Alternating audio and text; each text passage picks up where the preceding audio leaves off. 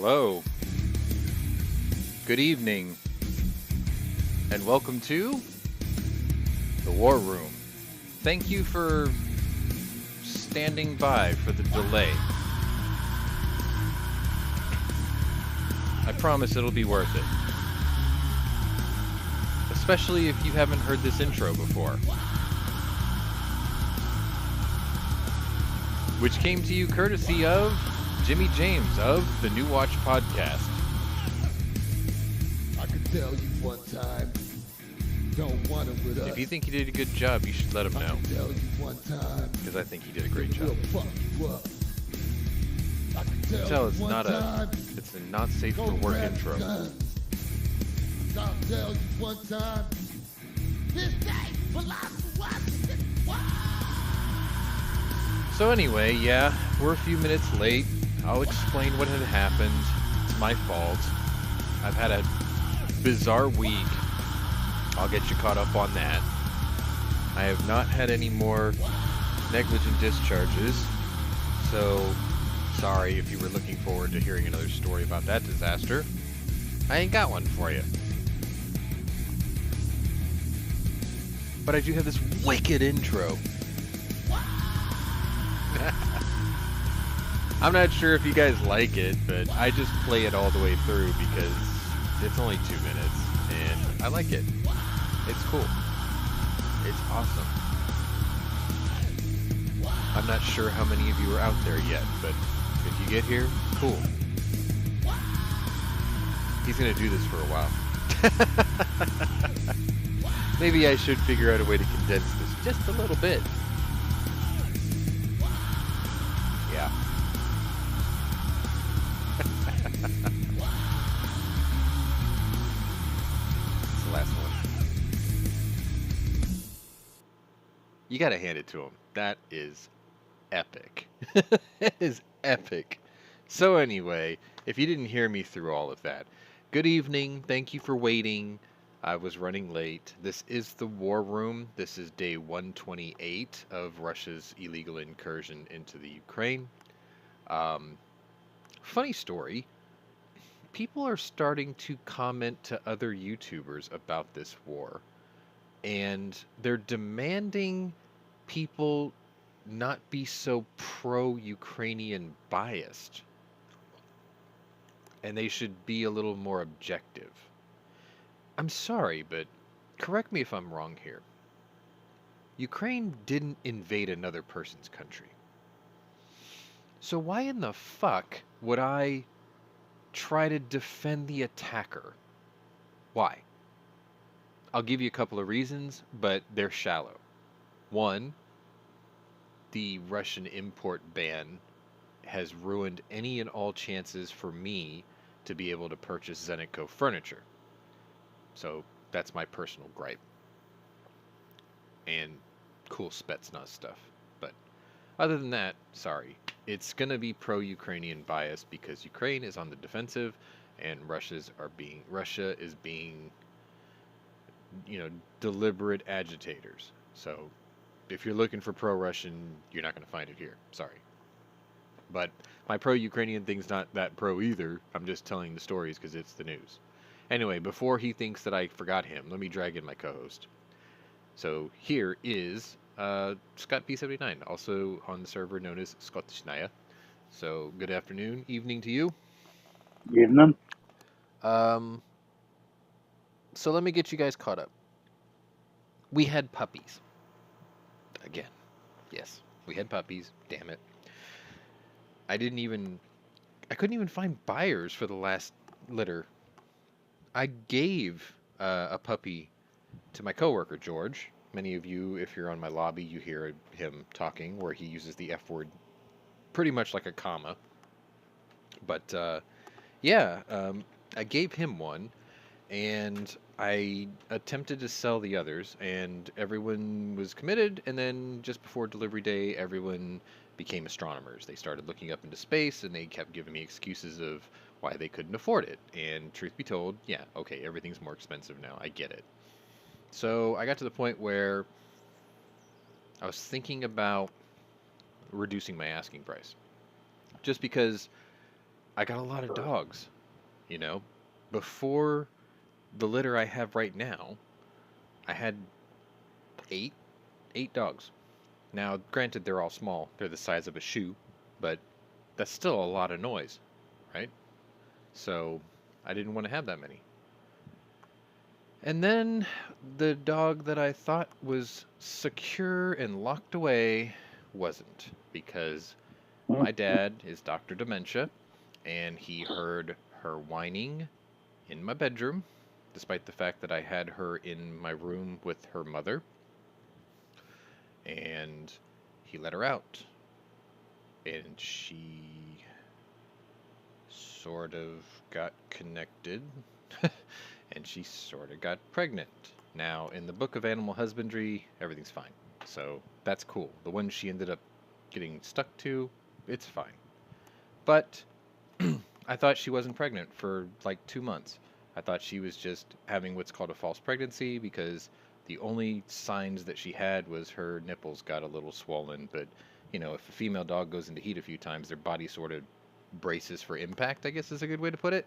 So I thought, no, everything's fine. And then all of a sudden, like in the last 9 days, she tripled in size, and then pop, 3 puppies came out. And I'm like, great. So she had 2 girls and 1 boy, which is a first. Usually my Yorkies only have 1 girl at a time, and all the rest are boys. So this was completely the opposite. But since this is her first litter, she only had 3 instead of 4, like her mother usually has. Anyway, we had 2 females, 1 male. The male, I think, is going to my coworker's daughter, so that's one that I don't have to worry about.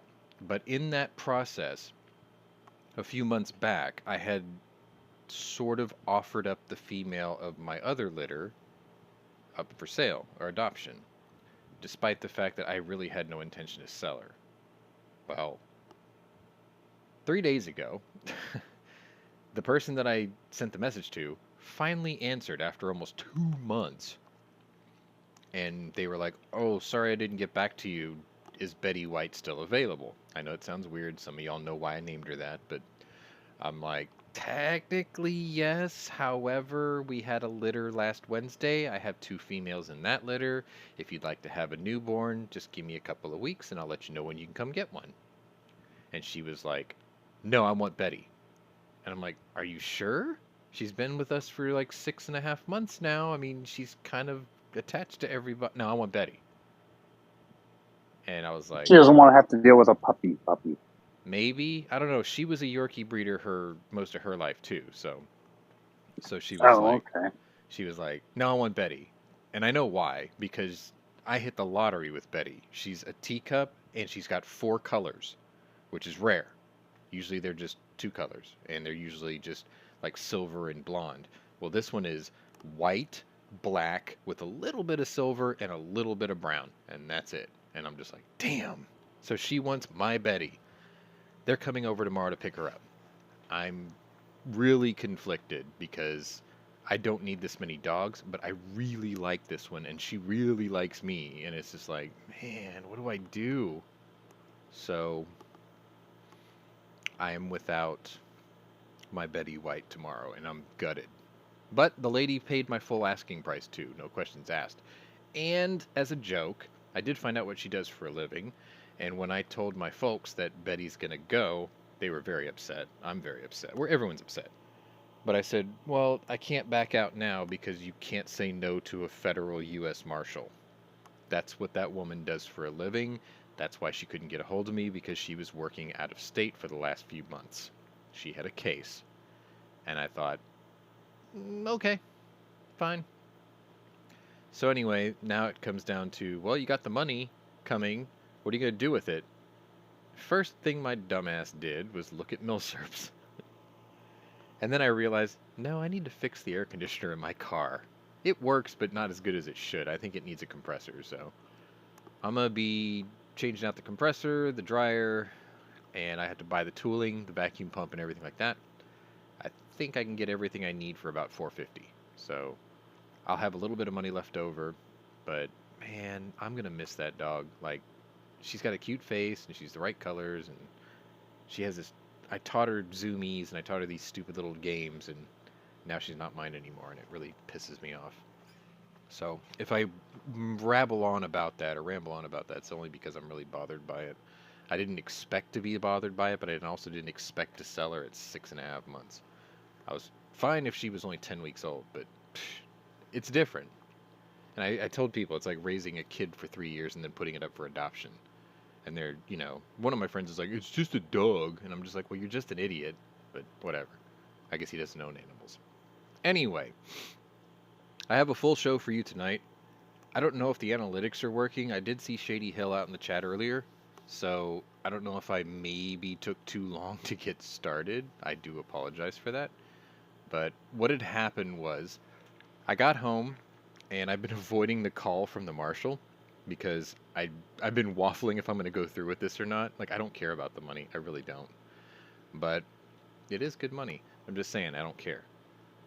But I got home and I stuck my nose directly into my work the minute I got home, and I started doing all the show prep because one of these days I'm going to have to show you guys what it takes to do one of these with the system I do that I taught Jimmy. And because of the number of facts and statistics I have to find, and the captions and the photos and everything, it's a lot of work, especially now that we're doing it as a weekly episodic show instead of every day. On busy news weeks, it's a lot to take in because I have to sort of sort out what not to use and what to use, and there's too many stories for this week or whatever, right? So there's that. But I think we got enough for this week. It's going to probably be at least an hour and a half. So I apologize for the late start. But what happened was I wrote the whole script for the show. I set up the entire layout, which you see here. I fixed the scroller. I got the chat working. Everything's good to go. And then I had like 40 minutes left over. I haven't had dinner yet. And I thought, let me just mess with... I just got a couple of new simulators for the system. Back in the day, I used to play Flight Simulator X, like the gold edition with the acceleration pack and all that good stuff. And then I ended up putting something like 300 gigabytes of mods in that. So I had like 8K textures and realistic weather and all this other stuff. Well, the problem is by the time I was done modding the game, my computer was out of date. So I built the new one. And I built the new one, and I put in Windows 11, and I had realized how old Flight Simulator X was. So I thought, well, let's see what the new one is. And $1,000 later, I got P3D, which is a reinterpreted development of what looks like FSX, but it was done directly by Lockheed Martin. So I bought version 5's like professional edition. It was like over $1,000. I was like, screw it. That looks cool. I want it. So I got it. And then on the side, I went and got Microsoft Flight Simulator 2020 also, so I can compare the two. And truth be told, Flight Simulator 2020 has way better terrain and visuals, and its uplink to Jeppesen or whatever they use for weather is so much nicer. So that part's cool. P3D is nice because it's as easy to program as FSX was, and almost all the mods from FSX transposes over. So I thought, well, that's good. But now I'm learning what I used to do was make my own models or modify plane models that other people had made that maybe they got some of the statistics wrong or whatever. Or in one case, and I know this is a really long tangent, I apologize. In one case, I took I forgot who made it now. Oh, Douglas. I took a Douglas TBD Devastator, which was America's first monoplane torpedo bomber, all metal, and it was completely obsolete by the Battle of Midway. But I always found it a fascinating looking aircraft because it was very futuristic when it was released in like 1936, I think it was. It was the most modern plane in 1936, and by 42 it was completely obsolete. But I liked the look of it, and I thought it was cool. And I was like, what if we ever I don't know. What if they ever modernized it? So I remodded it with the original skin, but I put an all-glass cockpit in it, and I put a double Wasp Major engine in it. So it it was fast, and it maneuvered like nobody's business because it had gigantic wings.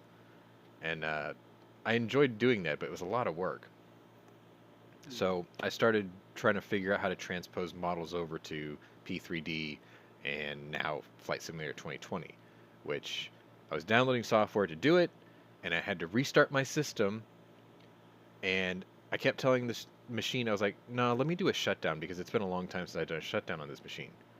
And it kept beeping at me, but it didn't tell me why. It just had this like the shutdown screen, but I heard the beep. And I'm like, what the hell? Do my bidding. And it said, are you sure you want to restart? I mean, you got some unsafe stuff. I was like, just restart it, damn it. So boom, it shut off, right? Turn it back on. Talk to Scott, getting ready to start the show. Open up my War Room script, and it was gone. It wasn't there. I was like, wait a minute. Was the beat to save that file? Yes. So anyway, 15 minutes before kickoff, so quarter to 8:30, yeah, I had to sit there and rewrite the whole script, which is why we started 10 minutes late today. But I managed to do the whole thing in 25 minutes, which it took me like 3 hours earlier. It's just, it's easier the second time around.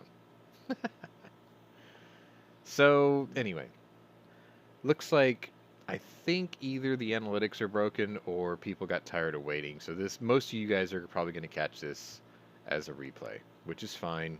It's cool. I thought I left a warning in there, but it's my fault. Sorry, my allergies are starting to piss me off too. So anyway, if you didn't know, we now do this as a week format, so it kind of comes off as a week in review type thing.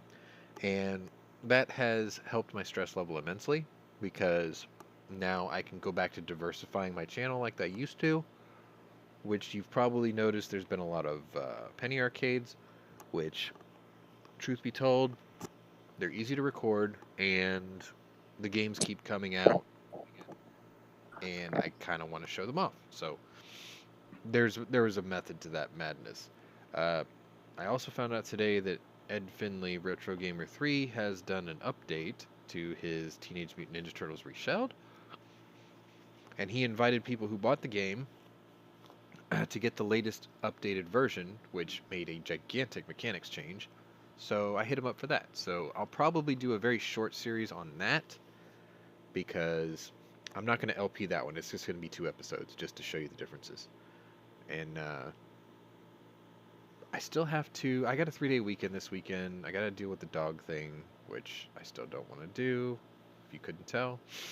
And after that, hopefully, I can get everyone out of my damn house so I can have my kitchen to myself, so I can take my Savage 1907 pistol apart and boil it and do another This Old Cat that I've been promising people I was going to do a month ago. Sorry. If you were waiting for that, I apologize. It's just things are a little weird. It's the summer and it's hot.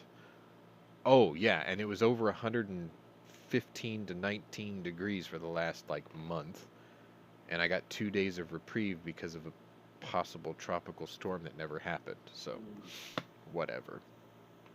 Alright, so anyway, week in review type format here. Scroller has been updated, so between every episode you're going to see some dramatic jumps in certain numbers, which is good, because doing it day to day it doesn't seem like a lot's going on. Doing it week to week, I know it doesn't seem like much, but when you see +1 boat being sunk a week, that's serious. Because if you think about the Russian Black Sea Navy, they ain't got that many ships left. And now they've lost 15. One of them and they're not getting backup. And they're not getting them back either. They're at the bottom. There are 15 new artificial reefs in the Black Sea. One of them was the Minsk, right? The flagship. Yeah. That's at the bottom too. Anyway, so we're going to cover days 122 to today. And The Russian officers killed in Ukraine thing, I know that's a couple of days outdated. I was going to try to find another one, but that'll do for now. It just gives you an idea of the rank and file and how many have been lost in this conflict. To give you a little bit of perspective, there were over 1,200 generals that the U.S. had fielded during World War II. This is not just generals, but still, I mean, this is the rank and file and officers. They've lost over 800. It's pretty serious, especially for a perceived superpower, and a superpower against a very small nation, geopolitically speaking, militarily speaking. They've been held at bay this long, 4 months and a week, and they've lost 800 officers. And as you see at the bottom of the scroller, they've lost a lot of hardware. A lot of hardware. I mean, the question was raised between Scott and I for weeks. If you have the T-14 Armada, why aren't you using it? Number one, they don't have very many. Number two, they're perilously expensive to make. Number three, they probably thought they didn't need to bring their best tanks to the battlefront. But when you lose as many tanks that you're about to see scroll across the bottom of your screen, you're going to start to go, we're running out of T-72s and D-90s. 1,577 tanks are gone. How many do you think the Russian military have? I mean, they're bringing back T-62As from the Cold War because they're running out of 72s and 90s. And they don't want to bring their armadas out because one broke down during Red Square Parade, right? Which means they don't even run. Anyway. Then we talked about the Su-57, the Felon? Yeah. They've only made 16 of those. 10 of them were experimentals. 6 of them are serially produced actual military combat-ready jets. With thrust vectoring, by the way. I did confirm the 6 were. But the problem with that is, they only got 6. And they're susceptible to S-300 and S-400 missiles, because as Scott pointed out, the stealth doesn't work for shit. Anyway, let's go ahead and get started. My first story for you is from Saturday, which would have been day 122. And did you fall asleep? Nope. Okay. My first story comes from Saturday. Here's a photo for you. And it says, Kyiv on Saturday accused Russia of officially dragging Minsk, Belarus, into the war after missiles were fired at Ukraine from within Belarus's borders. The main intelligence agency of the Defense Ministry of Ukraine said a mass rocket bomb strike was launched after 12 cruise missiles were fired from 6 planes. Sorry, I just gave you the land-based missiles on that picture, but anyway. Russia relied on Belarus in the lead-up to the invasion, and after it had first failed to take Kyiv as a base for its troops to resupply and regroup. But for the first time since Russia's invasion on February 24th, missiles have been actually fired from Belarusian territory. The agency said that the missiles were fired using Tu-22M3 warplanes, which are long-range supersonic jet bombers developed by Russia and first used in the war of Afghanistan in the 1980s. According to the intelligence data, bombers took off from Shaikovka Air Base, which is about 190 miles southwest of Moscow. Russian forces then entered Belarusian airspace and fired upon Ukrainian targets roughly 30 miles from the Belarusian border before returning to Russia. Another 24 missiles, also reportedly fired from within Belarus, were said to have hit Ukrainian military targets near Zhytomyr. It's an area less than 90 miles west of Kyiv, and that was reported by Ukrainian news outlet Pravda. It remains unclear what type of missiles were used or if Ukraine suffered any casualties in the Saturday strikes. Areas surrounding Kyiv, Chernihiv, and Sumy in Ukraine's northern regions were targeted in the attacks, suggesting Russia is once again increasing its aggression outside eastern and southern Ukraine. Today's shelling is directly related to the efforts of the Kremlin authorities to drag Belarus into the war in Ukraine as a direct participant. Ukraine has repeatedly asked Western nations to send more advanced warplanes to help keep up with Russia's advanced aerial bombardments. So the question that has to be asked here, when this all started, there was a debate on foreign involvement in this war and the concerns that it would provoke the Russians. I think that was the buzz phrase, the catchphrase. Oh, we can't do that because if we do that, it'll provoke the Russians. Oh, if NATO does this, it'll provoke the Russians. And it's like, the question I always asked is, who cares? They're the agitator. They're the aggressor. They're the provocateur. You're just defending against a bully, right? And so then it comes to the argument of, well, they'll use nuclear weapons. Maybe. But you're not going to know unless you call their bluff. Because if you don't call their bluff, they just keep getting more and more aggressive. You have to, like, meet their aggression with equal threats of aggression or actual acts of aggression and stop them dead in their tracks. Otherwise, they just continue to gain confidence in what they're doing because they're like, they're not stopping us. We can get away with this shit. That's what they do. That's Russians doing Russian things. Page 1. So then it came a question of, well, we have to wait for Russia to actually attack a NATO nation to consider it an Article 5 violation. So the question I asked then is, are you sure? I mean, what if Poland decided, you know what, fuck this. We're going to help Ukraine defend their airspace. Because Ukraine is asking for it. Poland is not an invader. Poland is a requested defender. It'd be like the 456 bomb group flying out of Italy asking for the Red Tails to come escort, right? They're not beholden to that bomb group, but they were requested, which means they can come out there at the invitation of that group. So if Ukrainians are inviting people to come help, then send the Polish planes in. And then if a Polish plane gets shot down by a Russian missile, you shot down a Polish NATO airplane. That's still an Article 5 violation. It doesn't, like, why does it have to be in the territory of? It doesn't have to. It's a NATO plane. That's NATO property. It's like if you bomb an American embassy in another country, that's a direct attack on the United States. That's my argument. I'm not saying it's valid or true or whatever, because, you know, I don't know shit about war.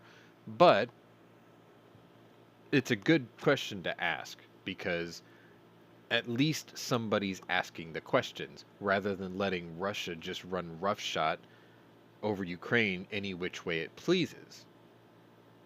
So now the question becomes, if Belarus becomes a direct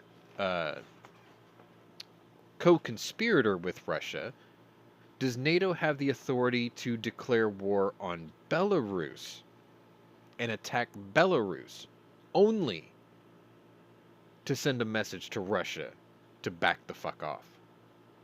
That's a fair question to ask. I don't know if anyone's asking it, though. I just did. I posed it to you. Leave it in the comments or in the chat. We can talk about it. I can be wrong. I don't mind being wrong. Or if you agree, I don't mind being right either. Moving on. Until somebody asks the question or answers it. We're going to move on to day 123, Sunday, which would have been June 26th. And because it has money involved, of course Joe Biden's going to speak. Here. It took me a while to find a picture of Russian gold bars, by the way. That was not easy. President Joe Biden said Sunday that the Group of Seven will ban Russian imports of gold in retaliation to Moscow's war against Ukraine. The G7 leaders will meet on the summit's opening day, Sunday, to discuss how to secure energy supplies, combat inflation, and are looking forward to keep the response to Russia's invasion from hurting global allies, hoping to punish the Kremlin. According to the senior Biden administration officials, gold is Russia's second largest export, and banning imports would make it harder for the country to participate in global markets. Sidebar. No, it's not. It's all bullshit. Because if you look at Russian oil and the ban that we put on that, they just sold it to people who don't care about the ban. India, China, basically whoever wants to buy it. All the countries that ban it, Russia's like, fuck you, we got another buyer. So you can ban gold, but you're not going to stop people buying it. Now, you might screw them by forcing them to sell it at a lower price, but trust me, it's gold. There's a buyer. Guaranteed. Gunmetal guy is here, and he's not very satisfied with that statement, I think. I don't know. We'll see. Anyway, let's see. Gold has been the biggest Russian export behind energy in recent years, reaching almost $19 billion, or about 5% of global gold exports in 2020. That was according to the White House. About 90% of gold exports were consigned to G7 countries. Among the Russian exports, more than 90%, or nearly 17 billion of it, was exported to the UK. The U.S. imported less than $200 million worth of gold from Russia in 2019 and under $1 million in 20 and 21. British Prime Minister Boris Johnson said G7 countries imposing a ban on Russian gold will, quote, directly hit Russian oligarchs and strike at the heart of Putin's war machine. That's a catchphrase too. Everything will directly hurt the Russian oligarchs and strike at the heart of Putin's war machine. No, it's not. Sorry, sidebar. No, it's not. You see, the fact of the matter is the bullets in Russian guns are already paid for. And they already have enough inventory to resupply those troops. You're thinking long game. You're thinking if this goes on for 3, 5, 7 years, yeah, okay, maybe they'll be hurting. Oh, he said that's his "I'm here, I'm listening" face. Got it. Okay. Sorry. That emojis don't have ears, so I didn't know, but thank you for clarifying. All right. Let's see. End sidebar. Putin is squandering his dwindling resources on this pointless and barbaric war. He is bankrolling his ego at the expense of both Ukrainian and Russian people, Johnson said. We need to starve the Putin regime of its funding. Yeah. According to Britain, the value of gold exports to the Russian elite has spiked in the months since Moscow launched its war, as wealthy Russians try to evade Western sanctions. Fair enough. The ban will be formally announced on Tuesday as the leaders meet for the annual summit. Biden arrived in Germany's picturesque Bavarian Alps early Sunday morning to join his G7 counterparts for the annual meeting. Sidebar. People are fighting street to street, house to house, and dying in barbaric and torturous ways. And you fuckers are going to the picturesque Bavarian outback countryside to have your little circle jerk. Doesn't that sound a lot like what Wayne LaPierre was trying to do with the NRA in Alaska last year? While you get stupid junk email and coffee cups? Just a thought. End sidebar. Let's see, where did I leave off?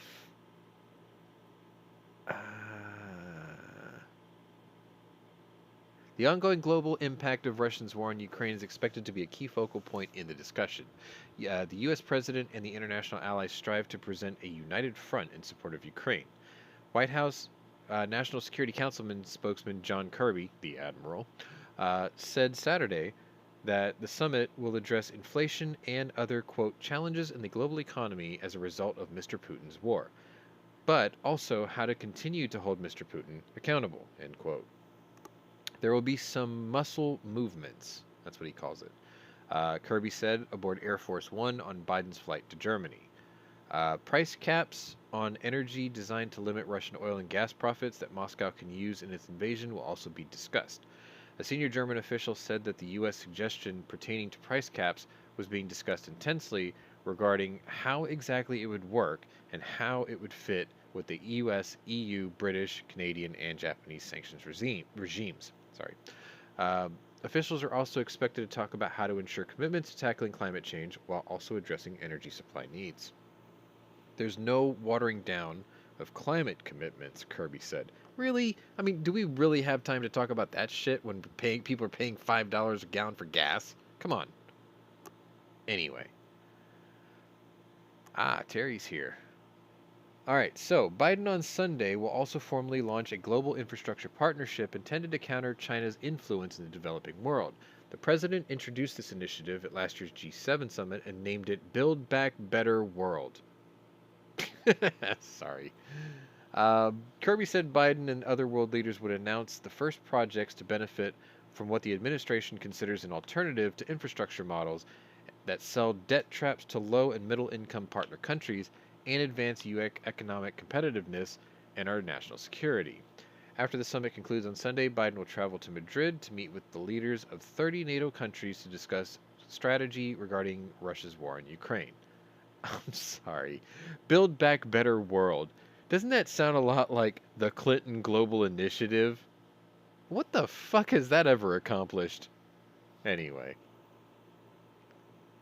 Just love how I just throw profanity in there. Sorry, kids, if you're watching, this is how real life works. Anyway, moving on. Looks like we're still into Sunday. Okay. And this is a bad one. Here you go. This picture took me a while to find because I was looking for that actual identification of what you're looking at.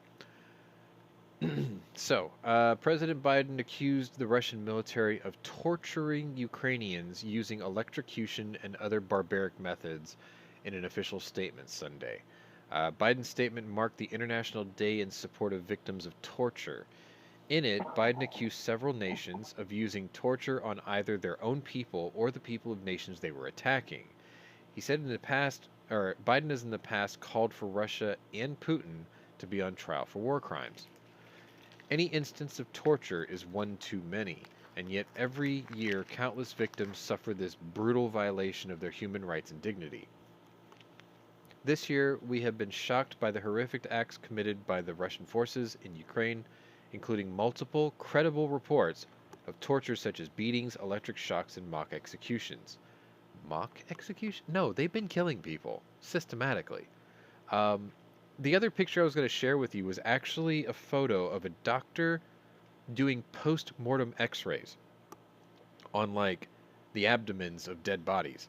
And, like, countless ribs were broken on these poor bastards.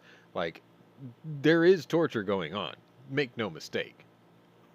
And then, obviously, the mass graves, like this one here. Let's see. In Mali and Burkina Faso, terrorist groups have been documented to have massacred and tortured local populations, while in Mali and the Central African Republic, Kremlin-aligned Wagner mercenaries, that's the link, have reported employed similar cruel and unlawful tactics. So Wagner's not just working in one area, but they're teaching other parts of the military in other battlefronts where they're involved how to do what they do best, which is torture people. Biden's statement comes days after Attorney General Merrick Garland, and failed Supreme Court nominee, I should add, made a surprise visit to Ukraine to throw America's weight behind ongoing war crimes trials against the Russian military. The ICC, International Criminal Court, also opened its largest investigation ever into alleged war crimes in late May. The ICC is working in a joint investigation team alongside Ukrainian, Polish, and Lithuanian prosecutors. The European Union's legal branch, Eurojust, is also participating in the effort. War crimes allegations arose after the Russian withdrawal from around Kyiv revealed that Bucha, a town in the area, saw Russian troops kill as many as 400 citizens and force others to dig the mass graves before they were shot and dropped into them. That's fucked. Biden denounced the Russian military's actions in Bucha as a war crime and called for the international trial. Ukrainian authorities are also prosecuting roughly 16,000 cases of alleged war crimes across the entire nation by Russian forces. Bucha was just like That was sort of like that scene in Band of Brothers when they found the first concentration camp in Eastern Germany. Like how the US forces reacted to what they saw and smelled. They didn't believe what they were seeing at first. Bucha, I think, was the first real eye-opening event for the world that there were atrocities because those, if I remember right, I did another story several weeks back of another type of mass grave situation. And if you look at that picture there, to the left and above and, around that red square, you see what looks like these big blocks. And each one of those blocks represents a mass grave of like 16 bodies, and they threw like a concrete thing on top of it. And in the other story we wrote, it looked like individual graves, but each one of those individual graves in that satellite photo was actually a trench that was 100 feet long. And it was just an entire field of dozens of those. So I think that was the real eye-opener to the world.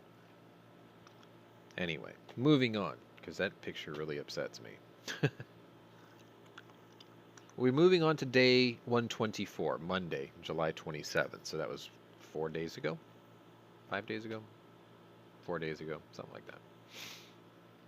And I have this thing called We Will Find You. So here's a photo. Ukrainian President Zelensky made a direct appeal to Belarusian soldiers who recently joined the war in support of Russia, telling them very plainly that they will not live if they continue to fight against Ukraine. Firstly, all pilots, dispatchers, mechanics, and other people who ensure the launch of missiles at Ukraine must understand, we will find you all. He said this on his address Sunday night. Belarus is, obviously, Ukraine's northern neighbor. Each and every one of you will be responsible for these strikes, he added, and if someone thinks that he will evade responsibility by saying that it was just an order, you're sadly mistaken. The threatening words came as a Russian missile strike from Belarus hit a Ukrainian kindergarten and an apartment building, killing a 37-year-old man and injuring the man's 7-year-old daughter and wife. When I first read that, I was like, this guy's got a wife that's only 7 years old and it's also his daughter? This isn't like deepest, darkest Alabama. Anyway, I knew what they meant now. Oh, and Sean Carter, if you're listening, that's no dig at Alabama. It's just a joke. When your missiles hit residential buildings, these are war crimes, obviously, the Ukrainian president said. Trial is what awaits you all, and there will be nowhere to hide for you, neither on the shores of the Caspian Sea, over which your missiles are launched, nor in Belarus. Nowhere. Zelensky said Belarusians did not have to die, however. He said that both Belarusian soldiers and civilians can choose life by not being drawn into the war. You don't have to die, and you can prevent anyone from deciding for you what awaits you next, he says. Your lives belong to you, not to somebody in the Kremlin, he added. I don't think so. I think Putin thinks he owns everybody. Anyway, Zelensky said that the Belarusian people should, quote, refuse to participate in this war, as Ukraine will defend itself from strikes from any direction and from any weapon. Kyiv claims that Russia has lost about 35,000 troops since the country first invaded on February 24th. This figure is more than double the number of military combatants Russia lost during its 9-year war in Afghanistan. Yeah, it's not a good look. Zelensky's Sunday address came just hours before he joined G7 leaders virtually during the summit in the Bavarian Alps. The group has been discussing the war in Ukraine, plans to adopt new sanctions against Moscow, and an infrastructure project to challenge China. So, yeah, G7 was a bit busy. Moving on. And I get to bring you a story about juice. Trust me, you're going to like this. Juice is cool. A top official in the California Air National Guard is setting the record straight when it comes to the ability of Ukrainian fighter pilots defying expectations in the sky against Russian sorties, saying that they are 100% capable of flying fourth-generation warplanes. The Ukrainian Air Force has the pilot corps to fly these types of advanced aircraft. This came from Colonel Rob Schwertfeger, which makes me think he's German. Uh, he said that the Ukrainian pilots are fantastic. I've flown with every air force in Europe, especially their regional partners. The Ukrainians are also so undervalued and underappreciated, which is exactly why I think they are winning the war, because everybody underestimated that they were way better than anyone ever gave them credit for. Fair enough. Washington has responded to the deadly bombardment of Russian airstrikes and heavy artillery in Ukraine by sending the former Soviet state-turned-democratic nation billions of dollars worth of equipment, but the Pentagon has all but shut the door on sending warplanes. Leaders of the world's most sophisticated military have cited concerns over Ukrainians' ability and the threat of escalated warfare as chief reasons why they have denied Kyiv's repeated pleas for modern airplanes like F-16s, F-15s, and of course A-10s. However, top fighter pilots are taking the war's politics into their own hands, and for the California Air National Guard, this means that informing American leaders that Ukrainian pilots are more than capable of flying fourth-generation aircraft.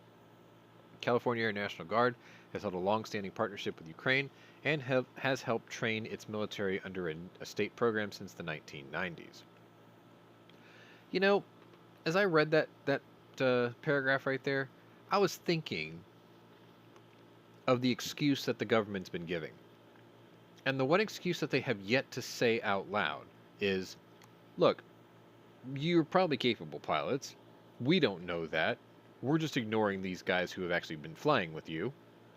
But we just don't want to give you a plane that might get shot down and they can capture it and reverse engineer it. That's what I'm really thinking they're worried about.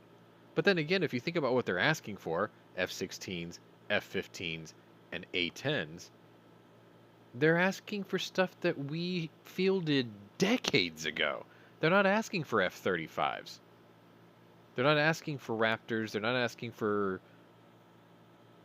Well, yeah, they're not asking for any of those things. They're not asking for Tom Cruise. They're asking for the stuff that we used to use. Anyway. Schwertfeger, who has traveled to Ukraine more than 70 times in the last 20 years, has a personal relationship with the Ukrainian Air Force, and that he has spoken with his fellow pilots daily since the war began in February. I'm the operations group commander for the California F-15 unit. One of my duties is to challenge and evaluate the ability to fly combat aircraft. My professional assessment, and I've been sharing this with lawmakers all this week, is that these guys are way more than capable of flying our aircraft. 100%, he says. A three-way deal to send American F-16s to Poland in exchange for their deployment of Soviet-era MiG-29s to Ukraine was shut down by Washington back in March. Yeah. We had some pretty stiff opinions about that here. Pentagon officials flagged concerns that Moscow would negatively interpret the move as a direct NATO involvement in the conflict and could escalate the war beyond Ukraine's borders. I mean, they're fucking around with Ukraine and Moldova, and they're using Belarus like a bitch. I mean, it's already spilled over. What the hell are you talking about? They've got the Wagner group. They've got Syrian freaking mercenaries. It's way over its borders already. You're just fooling yourselves. However, some have begun to question the administration's line of reasoning as the U.S. and NATO allies continue to send sophisticated weaponry like howitzers, javelins, and Stinger missiles. The U.S. Air Force even created a Phoenix Ghost drone specifically designed for the Ukrainian needs in its war against Russia. It's the political decisions being made by the civilian Pentagon leadership, but also in other parts of the Biden administration, that somehow view certain platforms as provocative, but others as not. This came from Alaska's Republican Senator Dan Sullivan. I just actually don't agree with that assessment. We're sending Stinger missiles and javelins. Those are taking out helicopters and killing tank commanders. And then we're sending heavy artillery, he continued.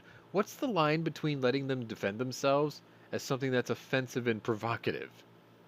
That's a good question. It's like, no, we can't send you jets, but we'll send you the missiles to shoot down theirs. Like, you're still killing Russians. You're just not letting them do it to their full capability. Idiots.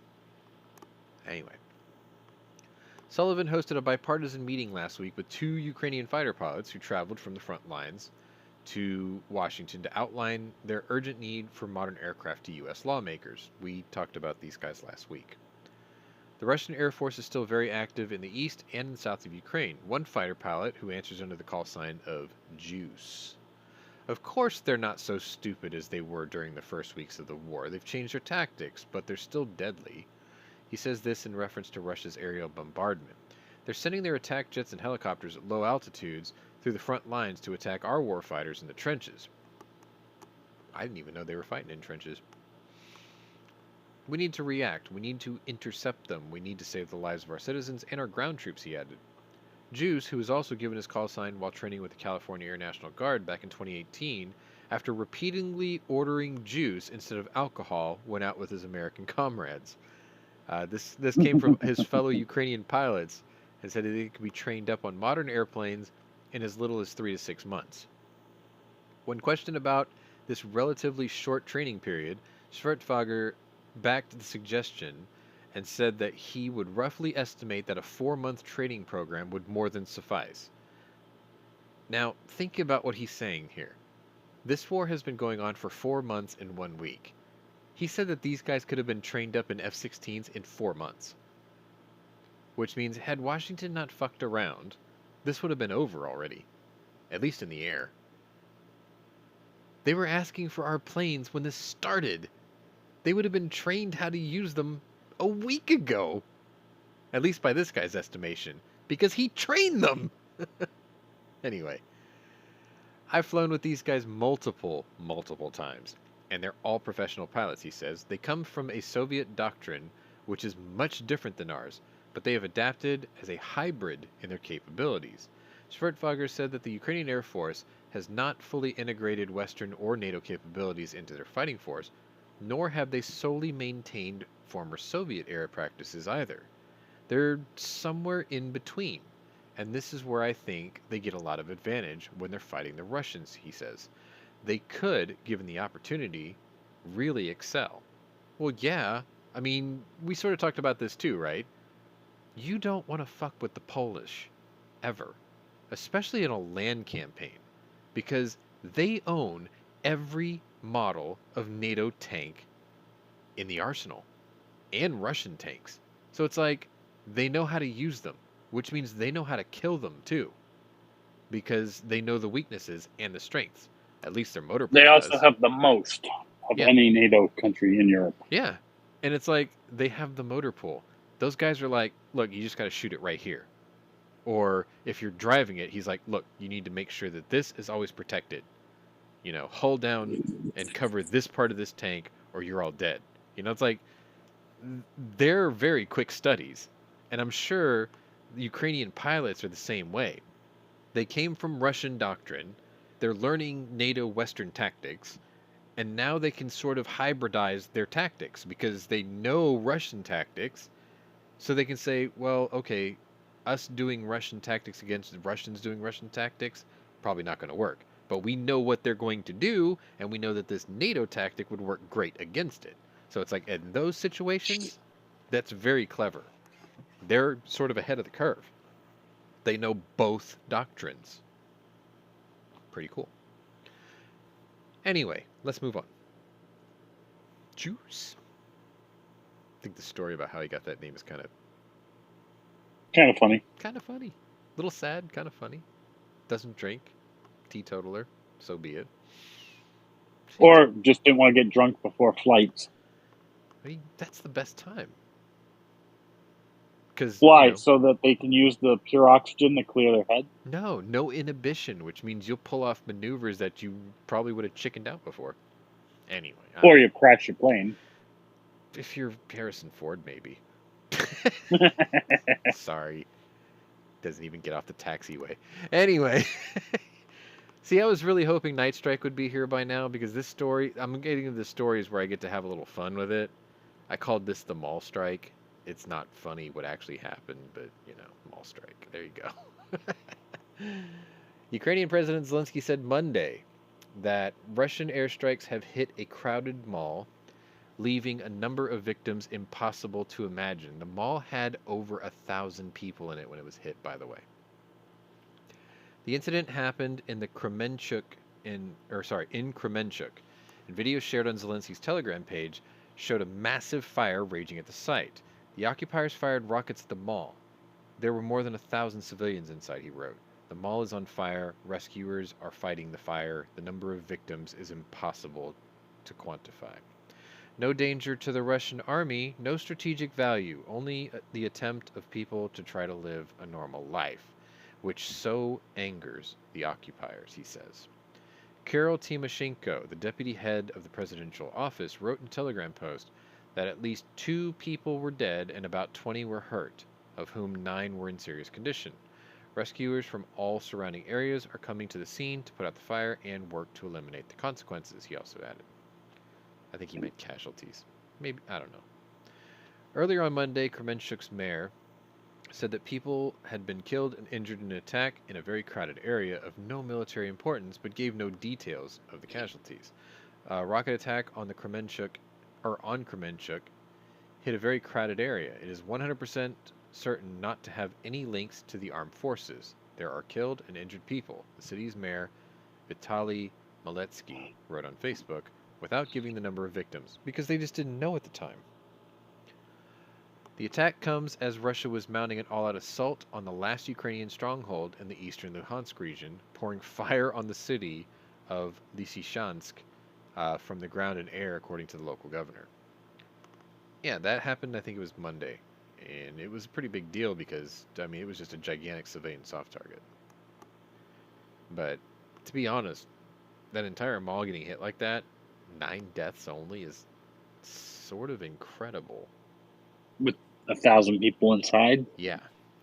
But then again, they haven't scoured all the bodies. They don't know how many bodies are in there. They haven't counted how many people have been reported missing yet. So, I don't know. Maybe at the time of this story, because there was a follow-up story, but I think it was just more descriptors of what happened. I don't know. If there's an update, I'll be sure to share it next week. Moving right along, we're getting into Tuesday now, so this is going to be day 125. Oh yeah, and I found a pretty good picture for this story too, actually. Here you go. Whoever drew that was a genius, and whoever spelled Crimea that way, it's good on you. A top Russian official on Tuesday warned Ukraine that any attempt to retake control over the illegally annexed peninsula of Crimea will be seen as a declaration of war by Moscow. Listen, motherfucker, that wasn't your country to begin with, so fuck you. Oh, I should have probably said sidebar before I did that. Oh well, whatever. Despite the international condemnation of the largest conflict in Europe since World War II, Russian President Vladimir Putin has maintained his invasion amounts to a special military operation, not an official declaration of war. For us, Crimea is a part of Russia, and it shall be that way forever. Any attempt to encroach on Crimea is a declaration of war on our country. Deputy Chairman of Russia's Security Council, Dmitry Medvedev, who used to be the president of Russia, or prime minister. I don't know, they keep juggling those titles between these two. Medvedev once again reiterated Russia's objection to Ukraine joining NATO and suggested if it were to do so amid the ongoing conflict, the result would be catastrophic. Well, it couldn't be possibly any worse than allowing you to run roughshod across the country, so fuck you. That's twice I've said that now. The Russian official said that the push for Sweden and Finland to join NATO does not threaten Russia with anything particularly new. Downplaying it, right? But they added that if Ukraine were to try to enter the military alliance, it would be much more dangerous due to the existence of unresolved territorial disputes, namely Crimea, Donetsk, and Luhansk, probably. Also, one particular port city. They don't have Odessa. I wasn't referring to Odessa. What's the other one? It's, Mariupol? no, it's the fortress city from World War II. The Germans sieged. Sevastopol? Sevastopol. I think Ukraine still has that. I think. I thought the Russians had taken that. They want to connect Crimea to Donetsk and Luhansk, and Sevastopol is somewhere in between. Mhm. So it's being pinchered, I guess is a good way to put it. I could be wrong, but I think that's how it works. Anyway, let's see. Where did I leave off? Medvedev said that if a NATO member encroached on Crimea, it would mean conflict with the entire North Atlantic Alliance, World War III, a total catastrophe. See, they can get away with saying this shit because no one's calling them out on it. And that just pisses me off. 2 people have held the entire Western civilization hostage under a threat of something that nobody's calling their bluff on. 2 people. In this country, in our country, if 2 deranged people tried to declare nuclear war, the entire military would stand down and be like, "You're insane. I'm not following that order." Right? I mean, they're even on a Russian submarine, 2 keys to fire the missile, right? 2 people are holding the whole fucking world hostage. Whatever. Anyway, let's see. While Sweden and Finland continue negotiations with Turkey on NATO admittance, no such moves have been made with Ukraine.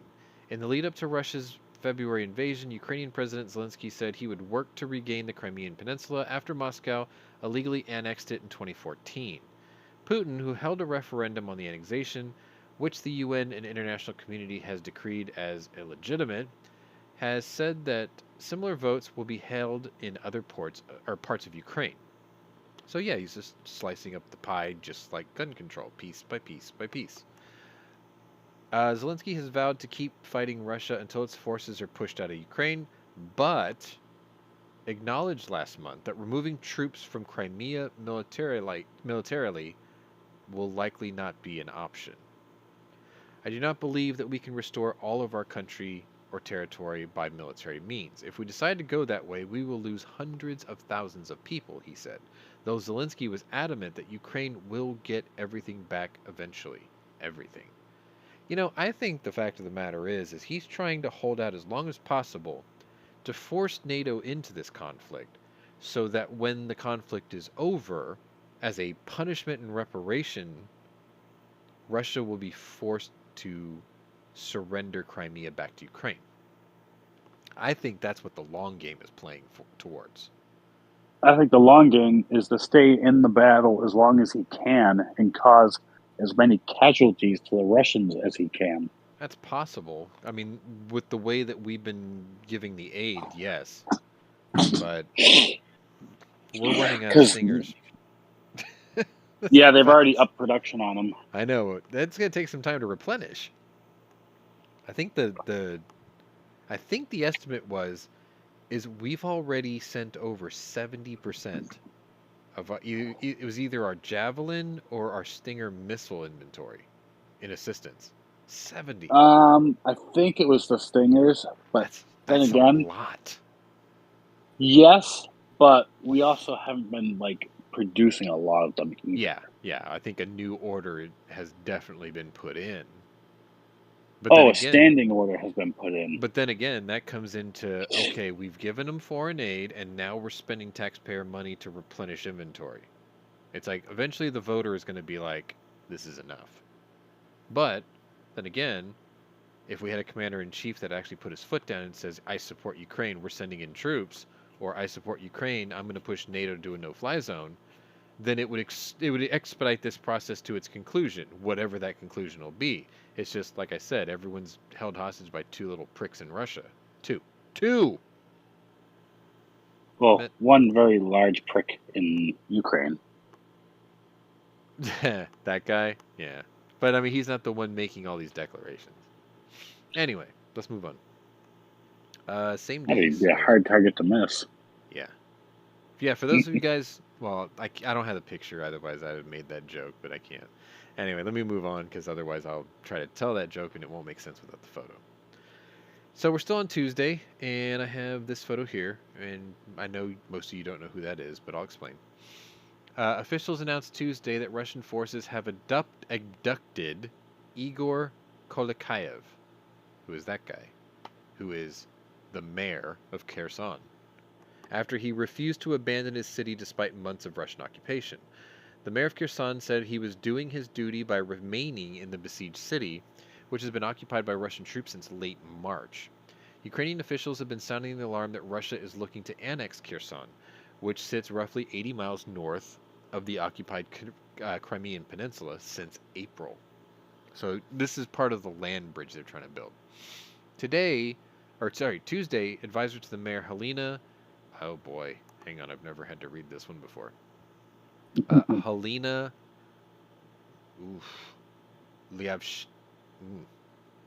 Lyashevska. Ah, there we go. Okay. I haven't seen that character before. Helena Lyashevska. There we go. I had to slow it down. Told Ukrainian news outlet Pravda that they took Igor Kolikayev. That's an easy one to read. Details surrounding his disappearance remain unclear, but Kolikayev is just the latest in a long line of Ukrainian civilians and officials who have been abducted by Russian forces. Russia has concentrated its efforts in the southern and eastern Ukraine, and regions like Kherson have felt the brunt of the Russian invasion for months. Regional officials have reported earlier this week that civilian abductions have increased, and fighting-age men have reportedly found themselves the target of Russian conscription. Could you imagine that? Like, you're in a city that they want to take over, you have no interest in being taken over, and now you're being forced into their military because you're of fighting age. Like, these guys are like, hey, you looking pretty good, comrade. Yeah, come take uniform. You're fighting with us. No.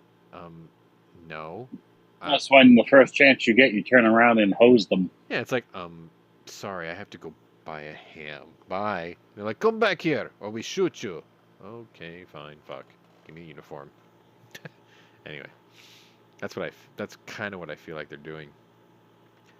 Tens of thousands of Ukrainians have been forcibly deported into Russia, while thousands more have been placed in, quote, filtration camps spread throughout eastern Ukraine. Has anyone got any video footage of said filtration camps? I mean, concentration, filtration. What's the difference?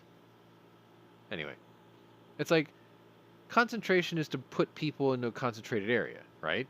That's what they did in World War II. But then when it got full, final solution, right? Filtration camps mean you're pouring a number of people into a concentrated area and filtering out the acceptable ones? So what are you doing with all the ones that aren't filtered out? Where's the photographic evidence of what's going on in said camps? Don't you think people should start asking that question? I mean, if they're literally doing Nazi things, the world has to get involved. They would be obligated to. That can't go unanswered. If anything, it's called the Mossad, right? Yes. Those guys should be worked into a goddamn froth by now. Like, do you realize what's going on in these places? Do you need a reminder? Well, I did catch a hint of that. An Israeli citizen was recently captured by the Russians. Was he filtrated? Was he filtered? He was caught with a Ukrainian identification document using an Ukrainian name. Huh. So yeah, I mean, Russians already decreed that any foreign national fighting for Ukraine is subject to execution because they're treated like they're treated under the same type of doctrine as capturing spies in a way. Which is BS, because if they it's hard to argue actually that, are part of the yeah, it is. Well, I mean, because all they have to do is literally sign up to the Ukrainian military. Right, but I mean, then they're protected by the Geneva Convention. But they're not citizens of that country. They could grant them immediate citizenship. But do they? When they join the military. Do they? Probably. If they're issuing them Ukrainian military ID. Well, Just yeah, automatically you're a Ukrainian citizen. but they give them a military ID that's similar to like saying that you're part of the French Foreign Legion type of a thing. No, I They're, think they give them just the standard military ID. I don't think they're integrated into standard Ukrainian combat units because they don't speak the same language. Like they probably want to keep these guys together so they can work as a cohesive unit. Maybe. I don't know. I'll have to look into that. I would just, it would make more sense just to issue them standard Ukrainian ID, So because then they don't okay. gotta come up with a non-standard ID. So you're They talking just about continue war doing what crimes they're doing. protections, though, right? Yeah. The thing is if you took this to the International Criminal Court and you were a Russian defense attorney, right? You could argue, well, look, they voluntarily went into this other country. So they could have made Yeah, but you cannot they could have made a summary decision not execute to them. go stick their nose into another nation's war business. That's the argument. How that do you they know make. they weren't there when the Russians invaded? Well, now you're talking about what can you prove. It's not about guilt or innocence. It's what you can prove in court, right? So here's the other thing. If the Russians capture these people and execute them and bury the evidence before no one realizes they're missing, no body, no crime. So then there's that disgusting part of war where it's like, wait a minute, we know that there was like 1,000, let's say there was 1,000 Israeli nationals that went to go fight, right? It's like, where did our guys go? And the Russians will be like, what do you mean your guys? We're fighting Ukraine. What are your guys doing in there? And they'll say, it doesn't matter. They were protected under the Geneva Convention. They were given Ukrainian temporary citizenship with their military ID. And the Russians will be like, really? So you admitted that they voluntarily went into that country, but then you're trying to argue that they got these protections. Well, where's the bodies then? Like they would challenge, you see what I'm saying? They would troll and challenge in every corner. Well, if you could find the bodies and those IDs, maybe you can have a case, but if you don't have no body, there's no crime. Like they Oh, would I'll get guarantee ugly you they know where the fast. bodies are. The Russians might, but the court can't force them to go show them. No, I'll guarantee you the United States knows exactly where the bodies are. Maybe. I mean, they found We operate the most spy satellites, more spy satellites than every other country combined. Well, then how come we didn't find the bodies in Bucha until after they left? You don't think they did see them? No. You don't think they saw them building the freaking They would have pits? probably mentioned it beforehand. Because then the Russians Russians wouldn't have plausible deniability. They didn't make a stink about it until after the satellite shots were shown, after they left. And you know why? No, it doesn't matter why. It's called national security. It's not our nation that has security issue leaks. No, it's called not giving away our capabilities. Well, actually, you don't get that, do you? No, I mean, it wasn't even our satellite photos. It was Maxer's. So it doesn't matter. Yeah, those are commercial satellite photos. Right. What do you think the United States military has access to? I see what you're saying. You're saying that we probably saw photos from our satellite network. We have long high before Maxer's. definition. But the thing is we probably have it in high definition. Maxer's satellites flew over the same airspace the entire time. They probably could have saw it too, and just raised the flag. Our spy satellites in the 60s could read a license plate. What do you think the modern ones can do? That's not my point. You're saying that we didn't have to show off that we saw it before the commercial one. The commercial one was flying over the area the entire time too. Why give away our true capabilities? Why didn't Maxer show off theirs earlier? Maybe Satellites they didn't are know what flying they over had. the country all the time. Like I guess what you could say is, well, they didn't know to look until after the Russians left, and then the satellites were redirected. Maybe.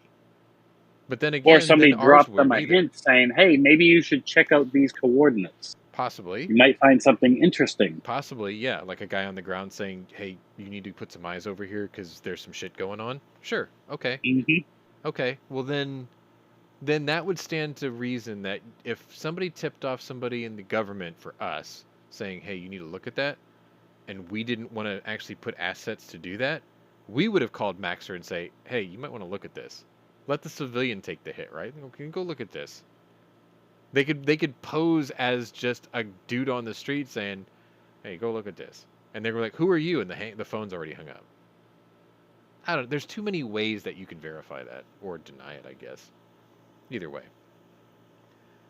If nationals were captured and killed or whatever, you might see it, but it might be already post facto. They'll just say, "Hey, there's somebody digging over there." Are you going to send someone to go check out what's in the hole? You can't until those people pull out. So if they're a filtration camp and you see holes, you can't go in there because it's still a hot zone. It's still their territory. You'd have to wait for them to leave. So again, no body, no crime. By the time they pull out, it's been weeks, months, who knows how long. And they'll say, "Haha, we found a body in here." And be like, "How long has it been in there?" "We were gone a month ago," or "We were gone 3 months ago. You can't prove when we left," or just whatever. It gets ugly. I'm sure after years of back and forth and in court, eventually the truth will come out. But by then, the whole world would, lose interest. We've heard that 1,000 times. Anyway, where did I leave off? I scrolled down by mistake. Oops. Okay. City and regional officials have not only been abducted, but a number of officials and their families have been killed by Russian forces, including Mayor Olga Sukhenko from the town of Motizhin, whose body was found with her hands bound in a shallow grave alongside her husband and son. The United Nations has reported more than 4,700 civilian deaths since Russia's invasion began in February. However, the official death count is expected to be substantially multitudes higher. Not numbers, multitudes higher. What? Mad Sexy's like the big sing on the beach saying SOS. Well, I guess you can do like freaking Tom Hanks and Castaway and put out a bunch of logs and be like, "Look here." That makes sense, actually. Yeah, that makes sense. I mean, shit, they did it in Mariupol in front of that building. Said children inside or whatever. So, yeah. You might be I mean, we're constantly flying signals intelligence aircraft. Sure. Right along the Polish border. I would be highly surprised if there weren't 3 or 4 different freaking satellites scanning Ukraine at all times. 3 or 4 dozen. Well, we don't have that many. Dude. But we got a lot. Have you ever seen that photo of... It was like the Earth, but then they put like a little dot to show you how many satellites were orbiting around Earth. It could be 2 to 3 dozen, sure. Because there's like, what, 200 and something thousand objects floating around? But there's only maybe, a dozen or more that they could reposition to the correct orbit. Yeah, because you know what I'm saying? Them into other things, sure. Yeah, and then you have to catch it. So there's limitations of what they can move. Yeah. They may not have 24-hour coverage, but I wouldn't be surprised if they did. Yeah, pretty close to it, I think. Like, they can conga line. It would just, like, drift, like, 70 miles, like the next one. And then there's the matter of the Air Force little unmanned space shuttle, which nobody quite knows what it does. You're going to have people knocking on your door. Which floats around. You're going to have people knocking for on your months. door. It's a common knowledge. People track it. Wow. Oh, yeah. Civilians track that thing. You're right. Yeah. They're like, what the hell is this, and why is it still here? You're right. They can visually track the damn thing if you get a big enough telescope. Yeah. Oh, shit, we can track... NORAD can track Santa Claus every year. I'm assuming that little space plane of theirs is in case anybody gets freaking frosty and decides to take out one of our satellites. Maybe. Then they can just boom that puppy up there to fill the gap.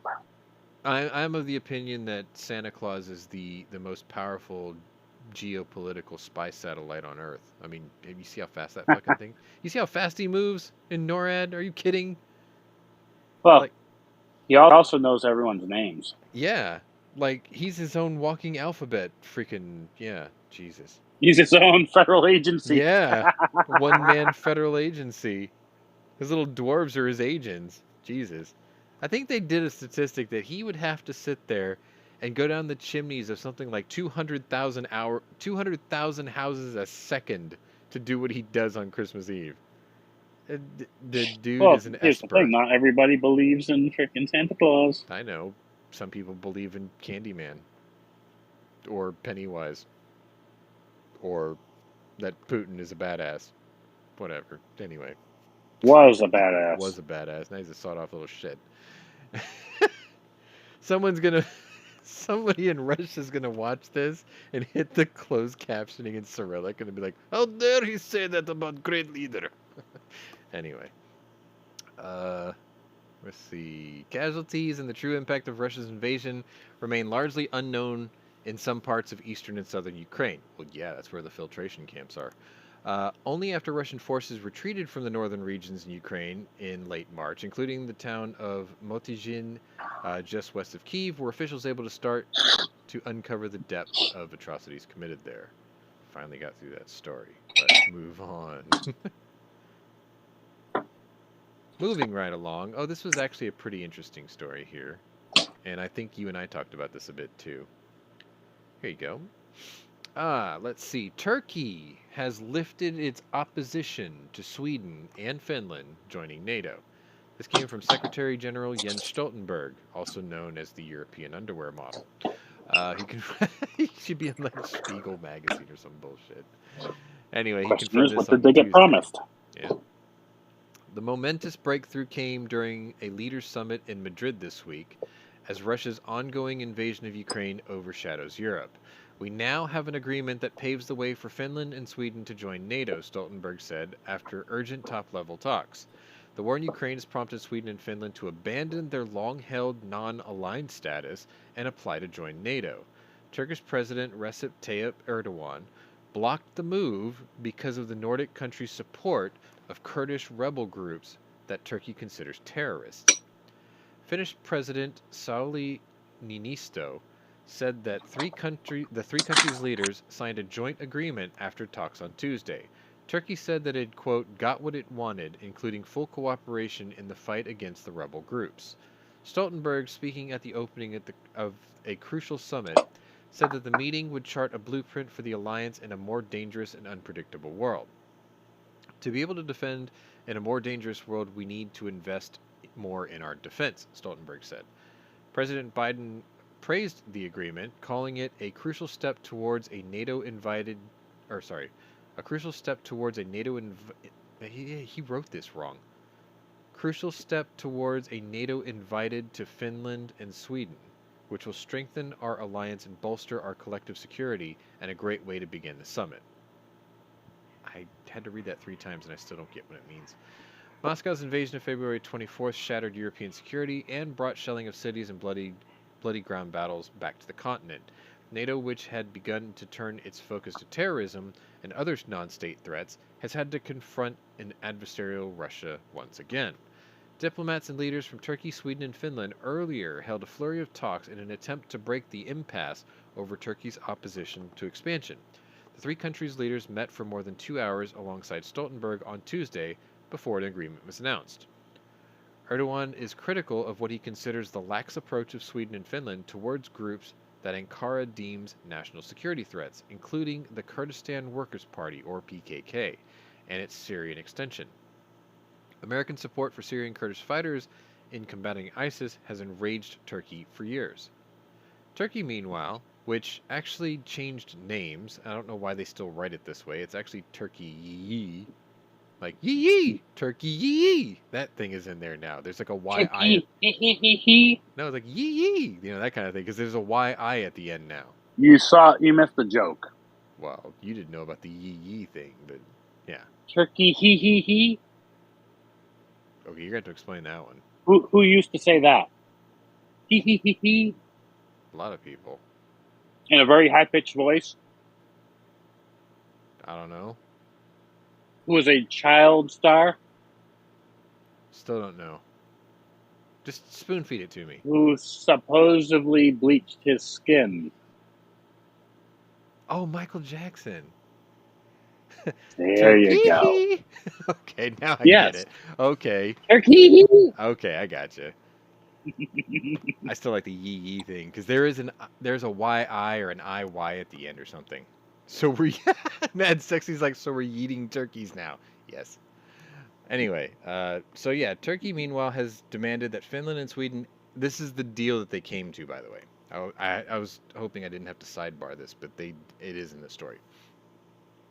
Turkey meanwhile has demanded that Finland and Sweden extradite wanted individuals and lift arms restrictions imposed after Turkey's 2019 military incursion into northeast Syria.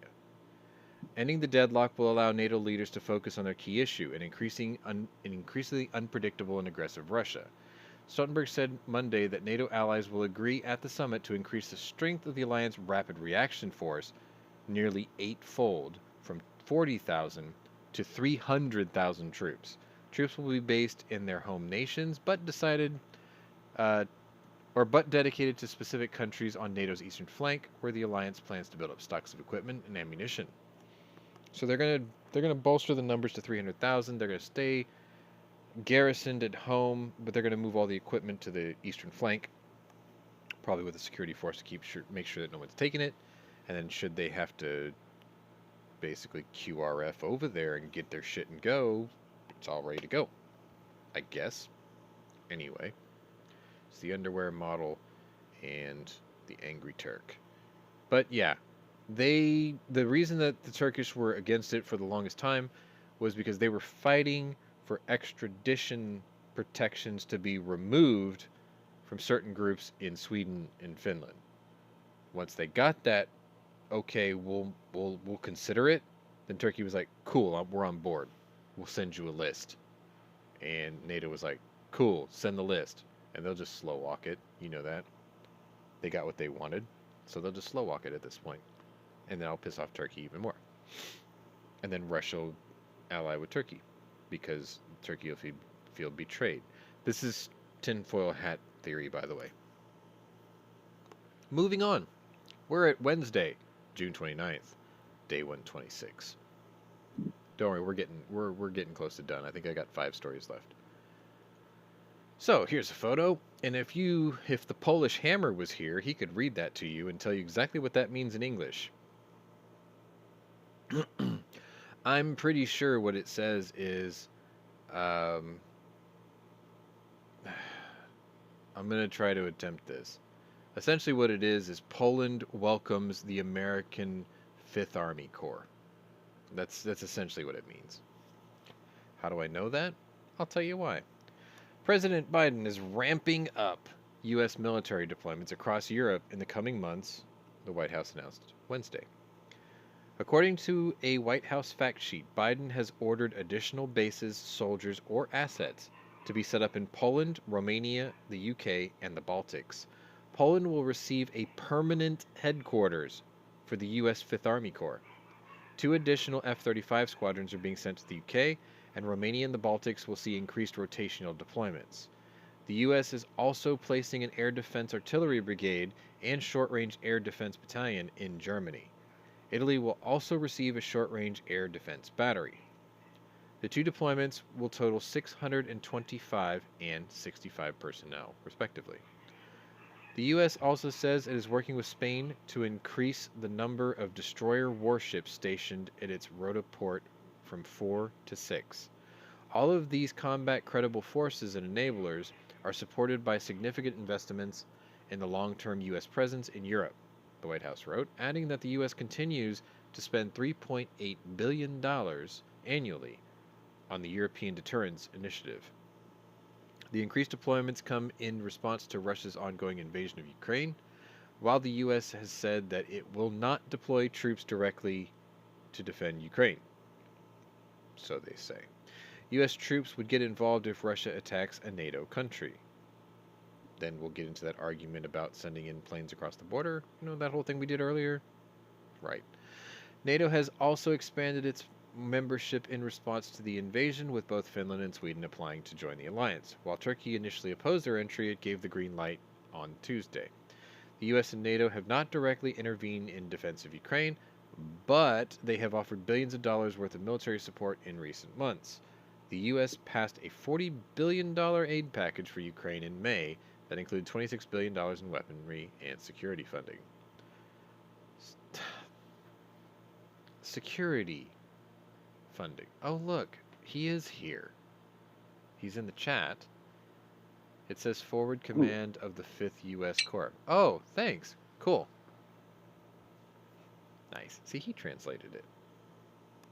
Anyway, moving on. Security. I'm still trying to figure out what security funding means. Is that pay for mercenary groups? Because usually when they give an aid package, they don't actually hand liquid cash over. They just say, hey, yo, you've got a credit line worth this much. What do you need? We'll send it to you. You know, that kind of thing. Anyway. Sorry, Mike, you missed one of the jokes earlier. Like, there's been several strikes tonight, and you missed it. I think I got one more. Yeah, I got one more coming, so you'll see. Moving on. This is the good one. I borrowed this picture. I'm going to give credit where it's due. I got this picture from the Grim Reapers. I find them incredibly funny and sometimes incredibly knowledgeable because they do these, what's the word? They do historical reenactments of battles, or they set up battles based off of the intel of the day. So I get to use this picture from them. So if any of you guys ever from the Grim Reapers ever see this, thank you. But yeah, part of it came from the war zone, part of it came from their DCS drawing. So there you go. Russian forces have hastily withdrawn. Basically, they ran like a bitch. Hastily withdrawn from the infamous Snake Island in the Black Sea in a very strategic victory for Kyiv, Ukrainian military officials said Thursday. Oh, by the way, we're on Thursday, day 127. Ukraine's Operational Command South took to Facebook to announce that following a coordinated overnight missile strike, the opponent hurriedly evacuated the remains of the garrison.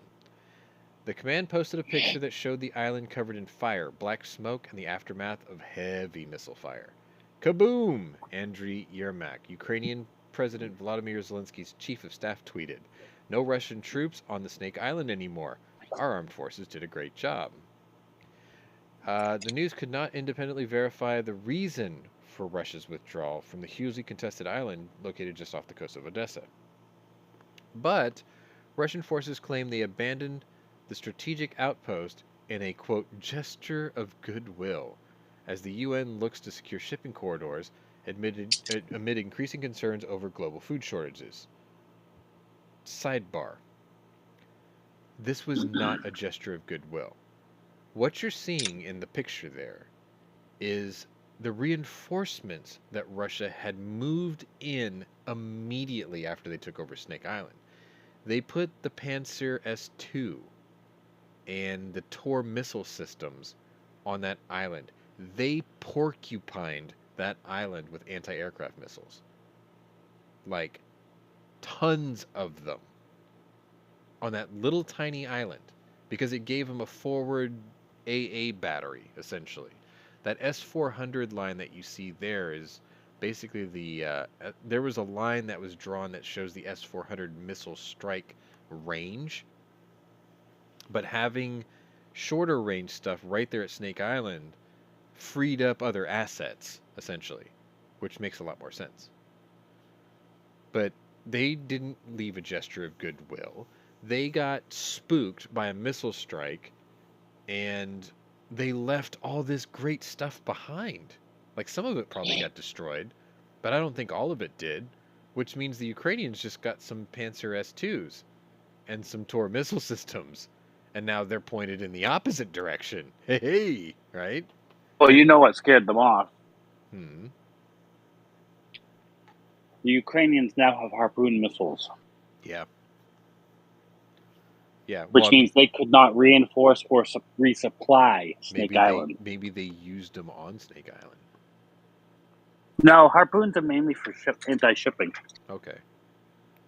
Well, they're gone, and the Ukrainians got some cool stuff. And if the Ukrainians are smart, they would probably take some of that stuff off the island and put it more forward somewhere else where they would definitely be more useful. Because, like, Snake Island was more useful for the Russians to stop aircraft coming off of Odessa, but the Russians aren't going to fly all the way to Snake Island now. No way. So move the Panzers and everything up northeast of Odessa, and they'd probably be better served. And if you move them, then the Russians don't know where you put them, which means they won't know what hit them. If you leave them there, they know exactly where to strike, with a Y. Ha ha. Anyway, let's see what else I've got here. That sounds like a dad joke. Yeah, it was. The decision will not let Kyiv indulge in insinuations over an impending food crisis or argue that it is impossible to export grain due to Russia's total control of the northwestern part of the Black Sea. This came from the spokesman of Russia's defense ministry, Igor Konashenkov. Though it remains unclear if this move will allow Ukraine to export its food sources as mines and Russia's naval force maintain a presence in the Black Sea.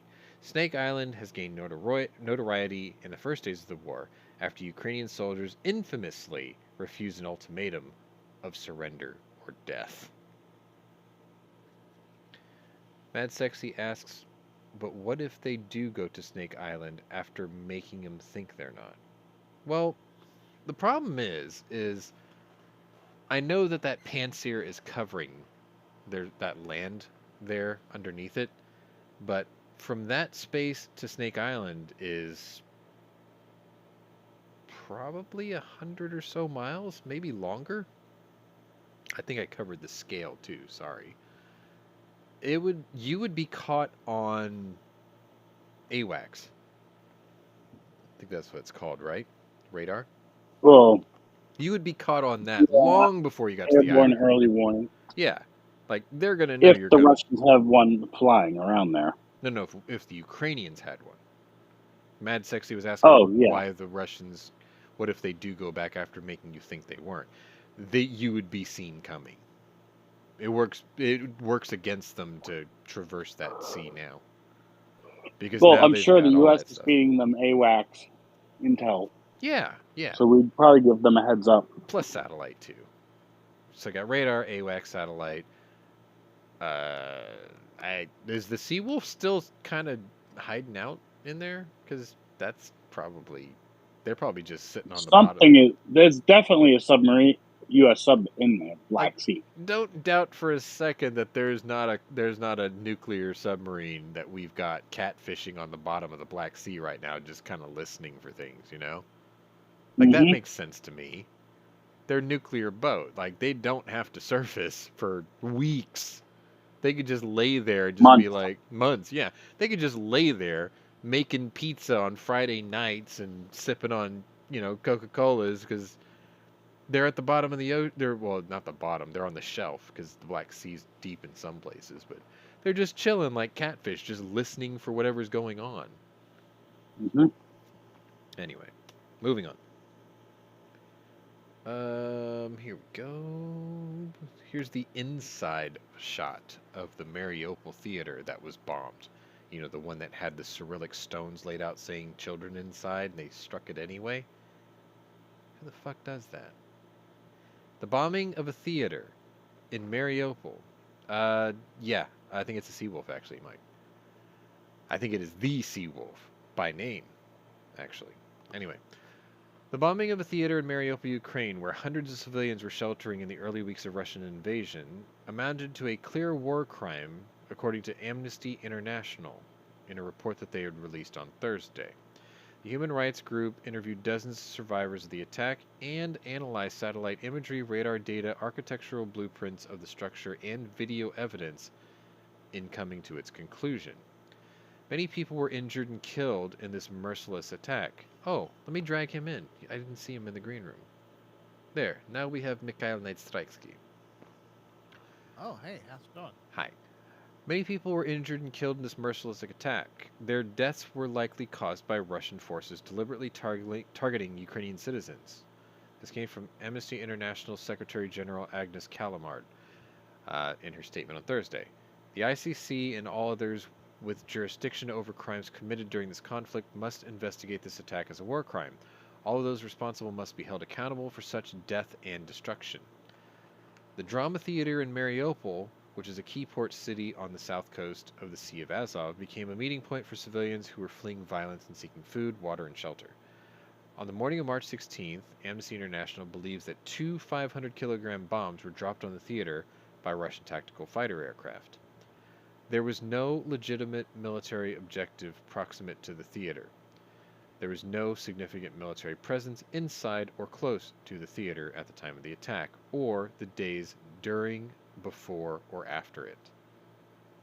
Children had been written in large Cyrillic letters on the ground outside of the theater for at least 3 days leading up to the attack. Russia claimed that its forces captured Mariupol in late May after about 2 months of intense fighting. Estimates of deaths vary bleh. Sorry, I'm getting tired. Estimates of deaths vary widely. Amnesty International says that at least a dozen people died, but the actual figure is likely much higher. The Mariupol City Council said 300 died, while an Associated Press investigation concluded that as many as 600 people perished, because remember, there was 2 floors, a basement and the upper works. Over 1,000 people were in the upper works. Russia's defense ministry has denied that their forces struck the theater, instead accusing the Ukrainian army of blowing it up themselves. Right. The Russian embassy in Washington, D.C. did not return a request for comment on Amnesty International's report on Thursday. The International Criminal Court and UN Human Rights Council opened investigations into alleged war crimes in May. Attorney General Merrick Garland visited Ukraine last week and reaffirmed the U.S.'s support in a meeting with Ukrainian Prosecutor General Irina Venediktova.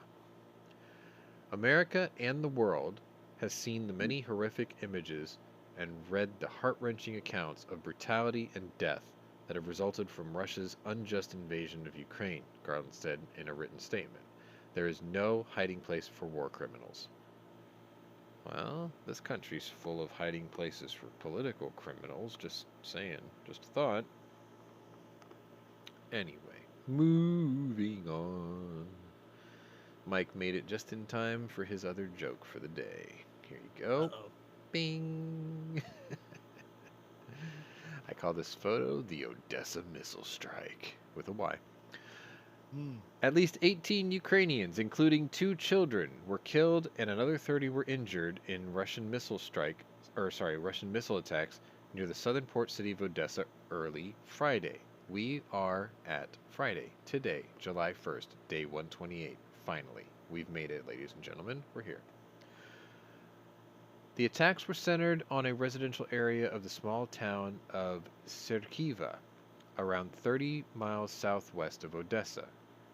Missiles rained down on an apartment building where 16 of the 18 had died, and a resort local news had reported. So, there was a resort and an apartment complex.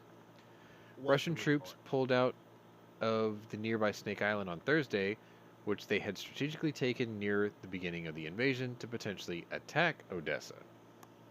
Russia called the pullout a, quote, goodwill gesture, but Ukraine said it was a retreat from Ukraine's artillery attacks.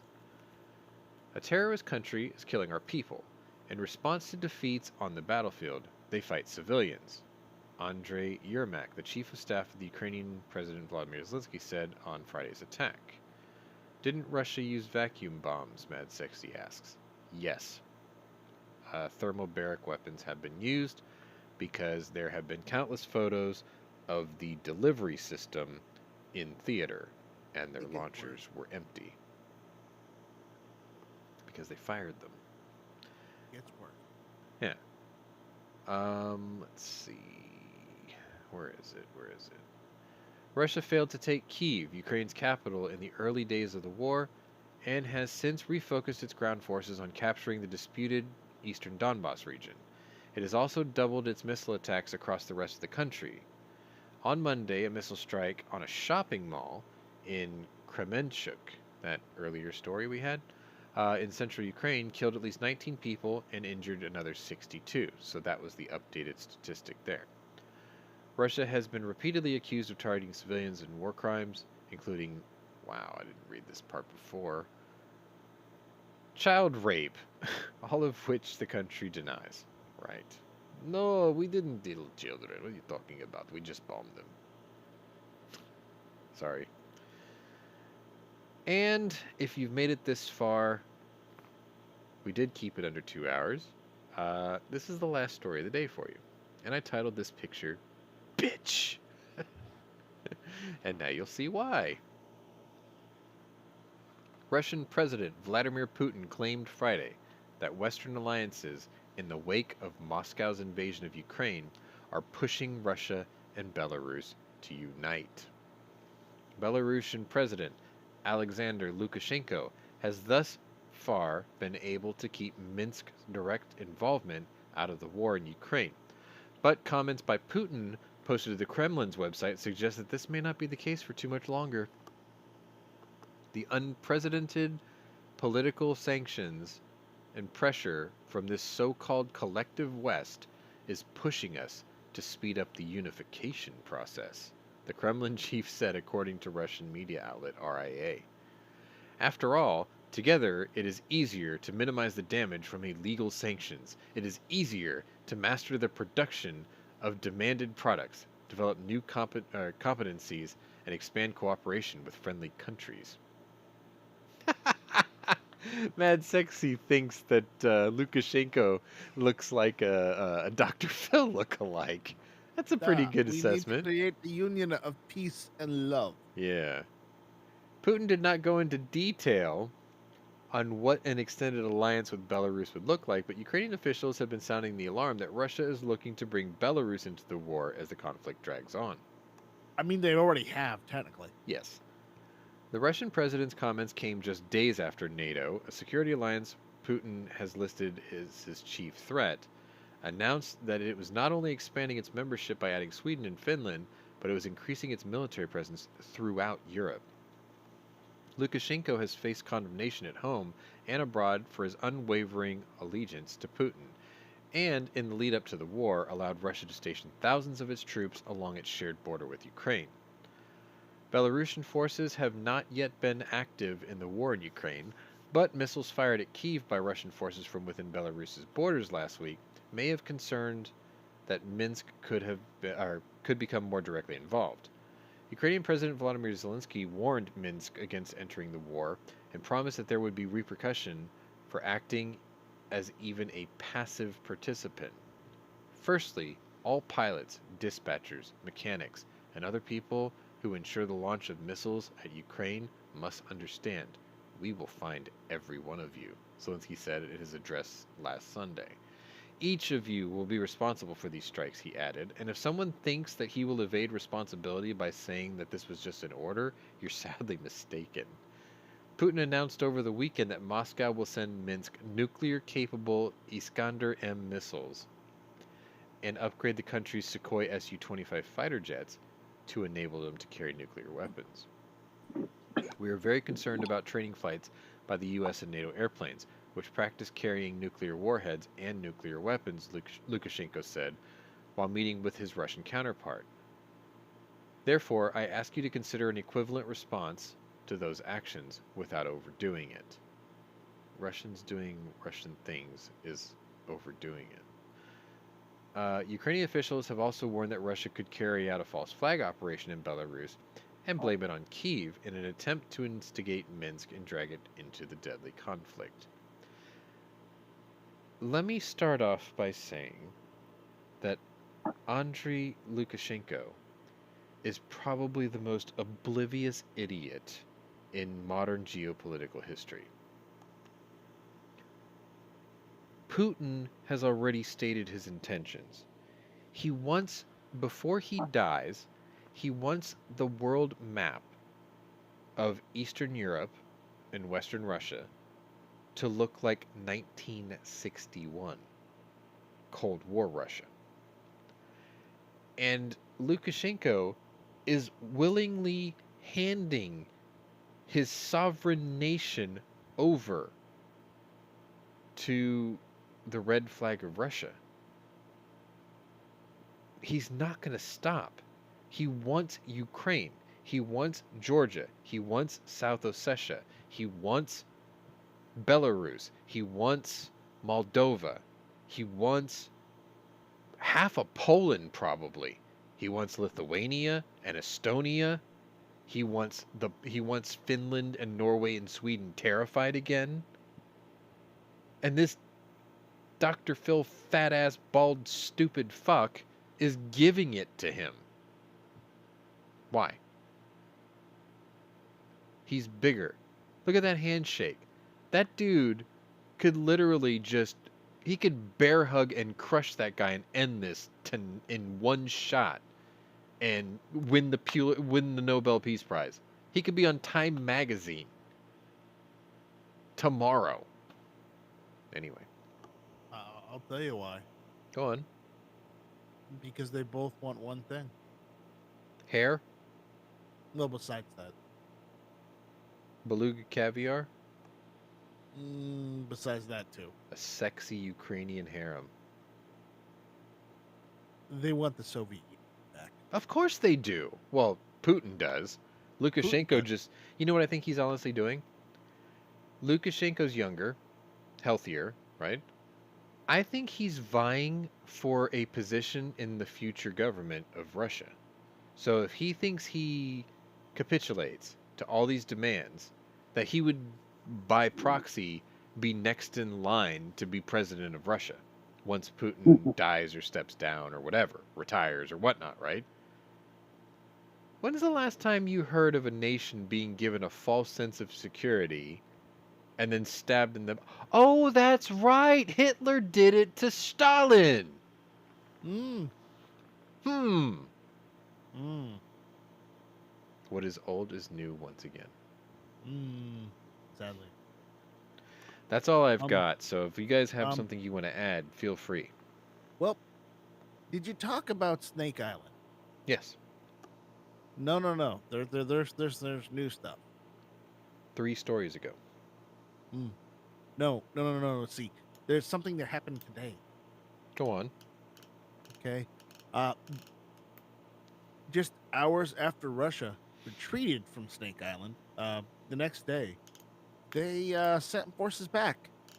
They initiated a strike that is with a Y on Snake Island, and apparently Ukraine is saying that they used phosphorus bombs on Snake Island, Oh.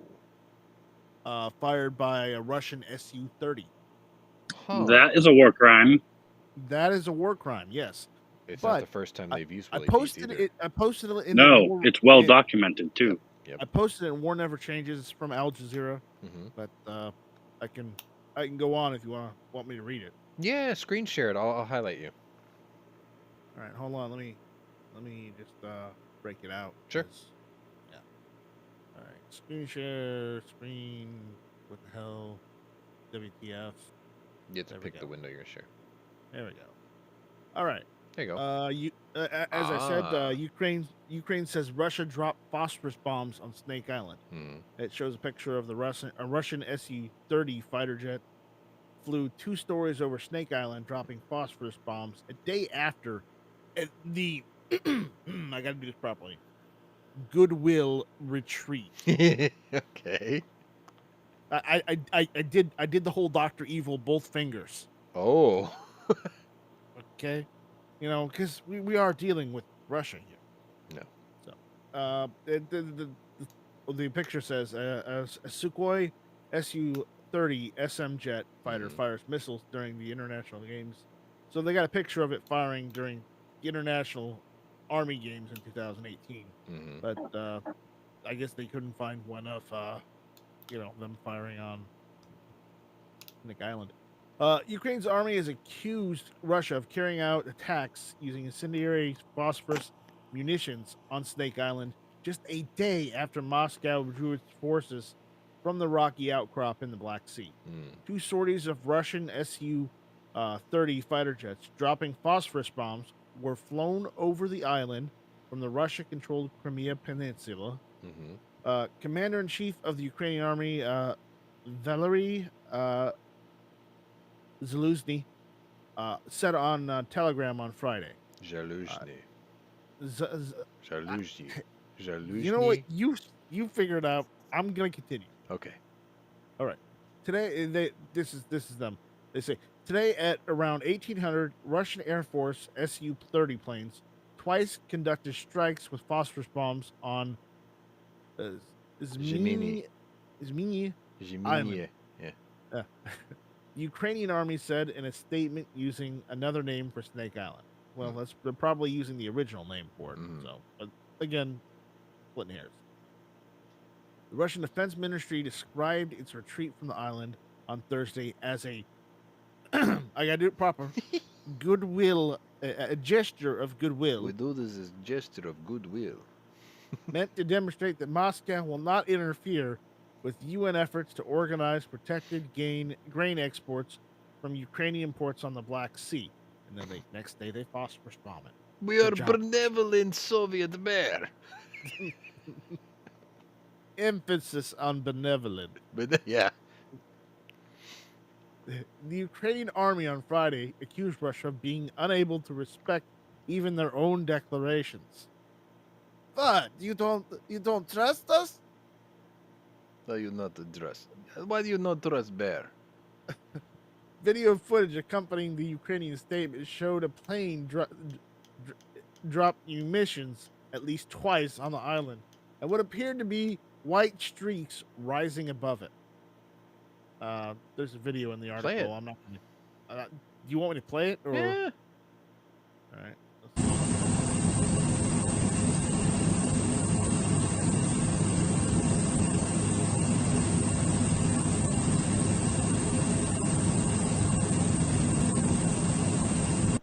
Yeah, I hate to say it, but whatever was there is gone now. Well, we were talking about, they had the Tor missile systems, and what was the other one, Scott? Which ones? The Tor Missiles. missile systems, and what was the other one that we talked about earlier? Harpoons? No. The land-based AA missiles. Oh, Tor Pantsayers. Pantsayers, that's right.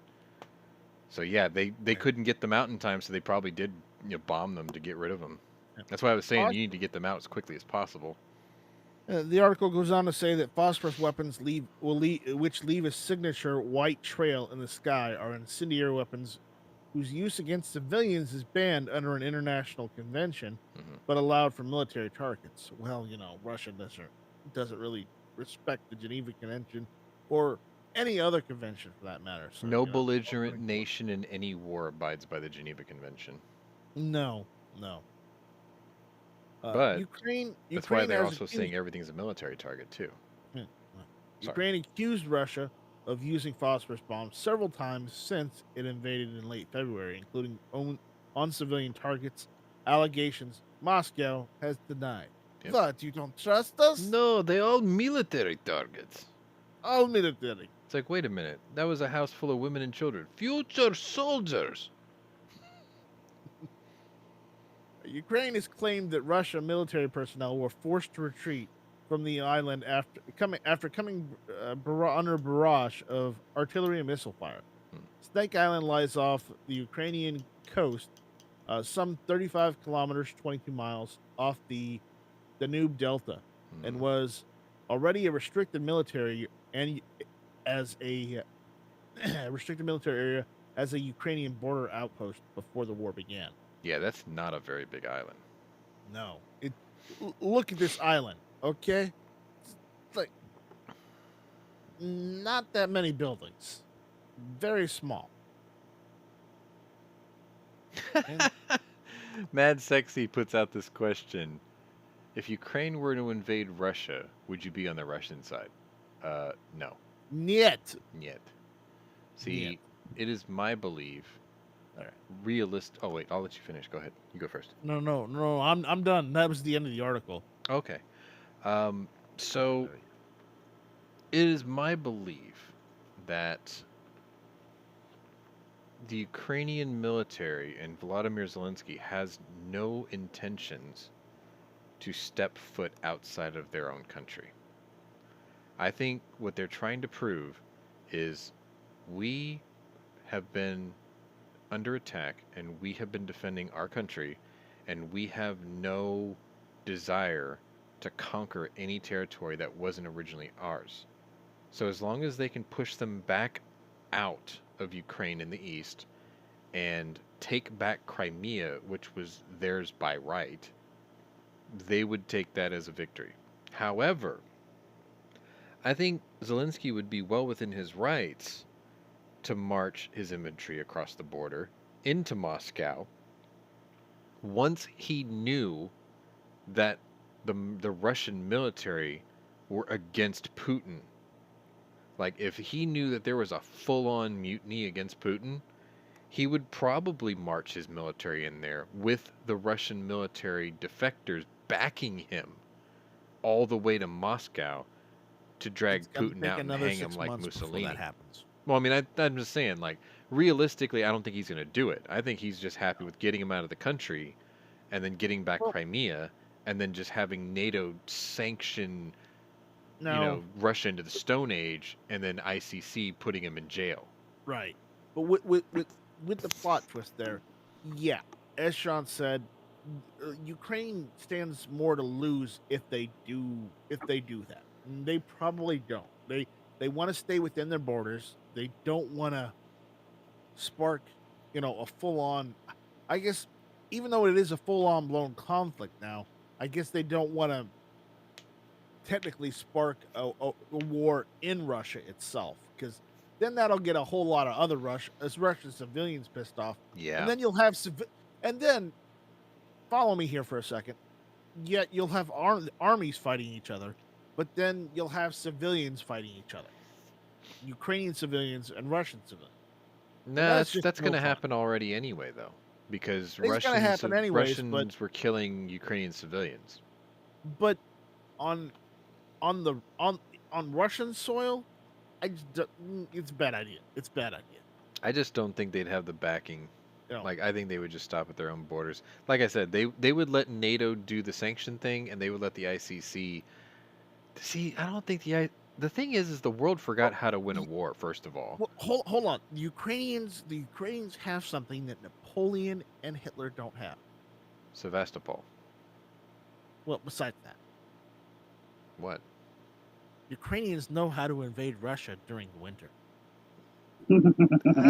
Do they? Because they worked with Russia during World War II during the winter.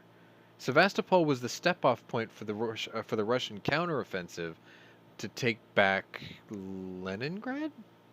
During that era, Stalingrad. there was no Ukraine. It Right. was Soviet Union. But it's like they were all under the same banner at the time. So like the Russian military So- used Sevastopol as a stepping point to get back in. But the point I'm making is, unlike what the Germans tried to do and the French, the Ukrainians know when the right time to attack Russia is if they want to go into Russia. Sorry, I'm just reading Mad Sexy's comments.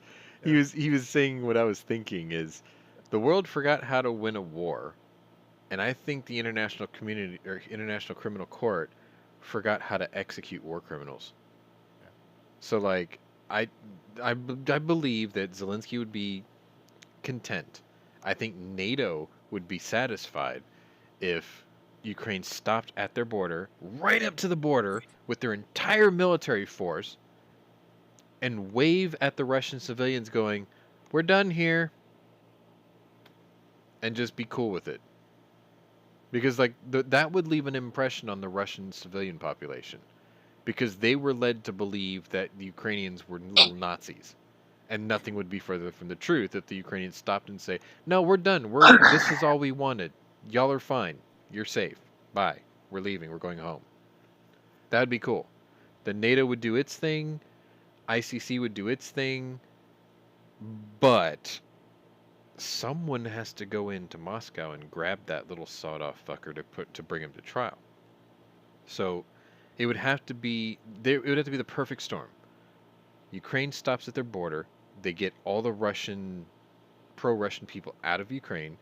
They get Crimea back as war reparations. Obviously, that further expels Russia out of their territory.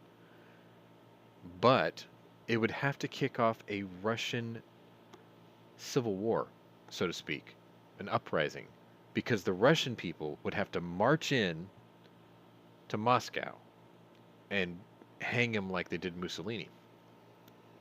Ukrainians couldn't do that. NATO couldn't do that. The Russian people would have to do that.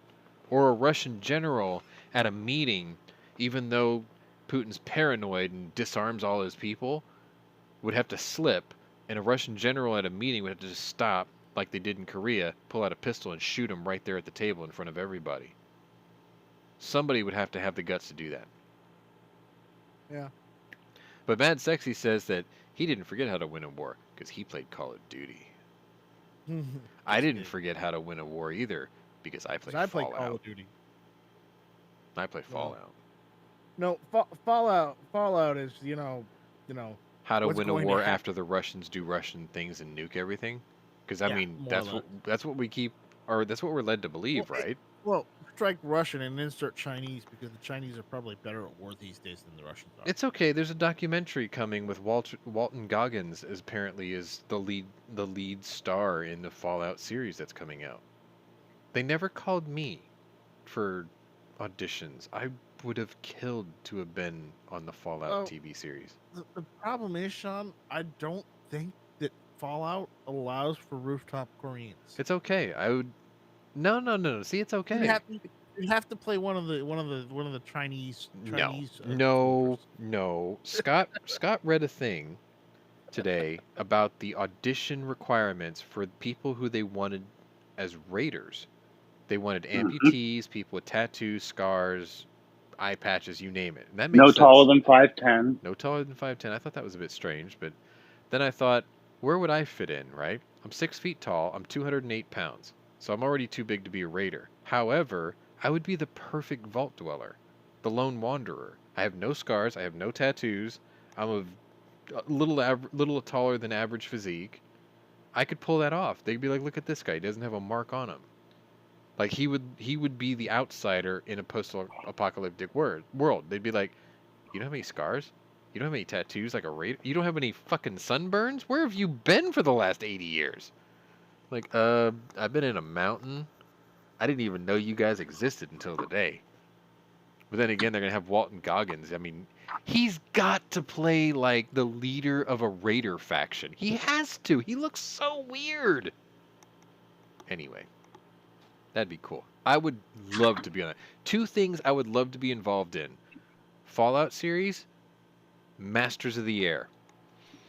Like, I would just... You can't fit in a ball turret. I don't want to be the ball turret. I want to be the pilot. I want to be the pilot of a 4-engine heavy. Like, if they did a story that covered, like, my uncle, my dad's half-brother, who flew in the 456 over Ploeshti, I'd say, can you put me in a 17? And they'd be like, nope, you're going to have to do this 24, you're not going to be in the show. Then I'd be like, fine, I'll fly a 24. Because you're not going to. It's going to be a green screen and all that shit. But, God, that'd be a cool thing to be on. Love to do that. Anyway. Do you have anything else? Now that from everything I've been looking, that seems to be the only real action aside from just arguing back and forth. Hang on.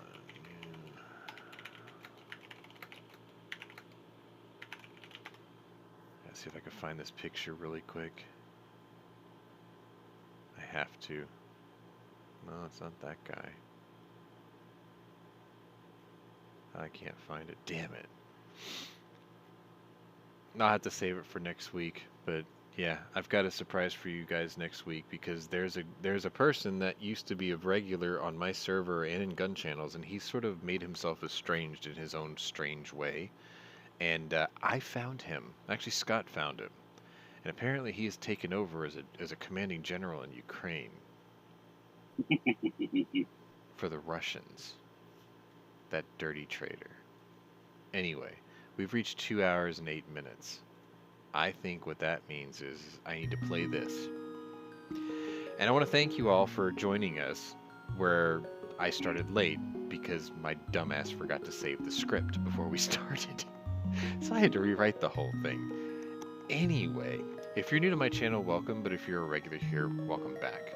Either way, check out my other playlists and see if my other interests might be of interest to you. I am wiped out and tired as hell, and I feel like a bag of smashed assholes. And I have to make the painful decision to let go of one of my beloved dogs tomorrow, one that I had no intention on selling.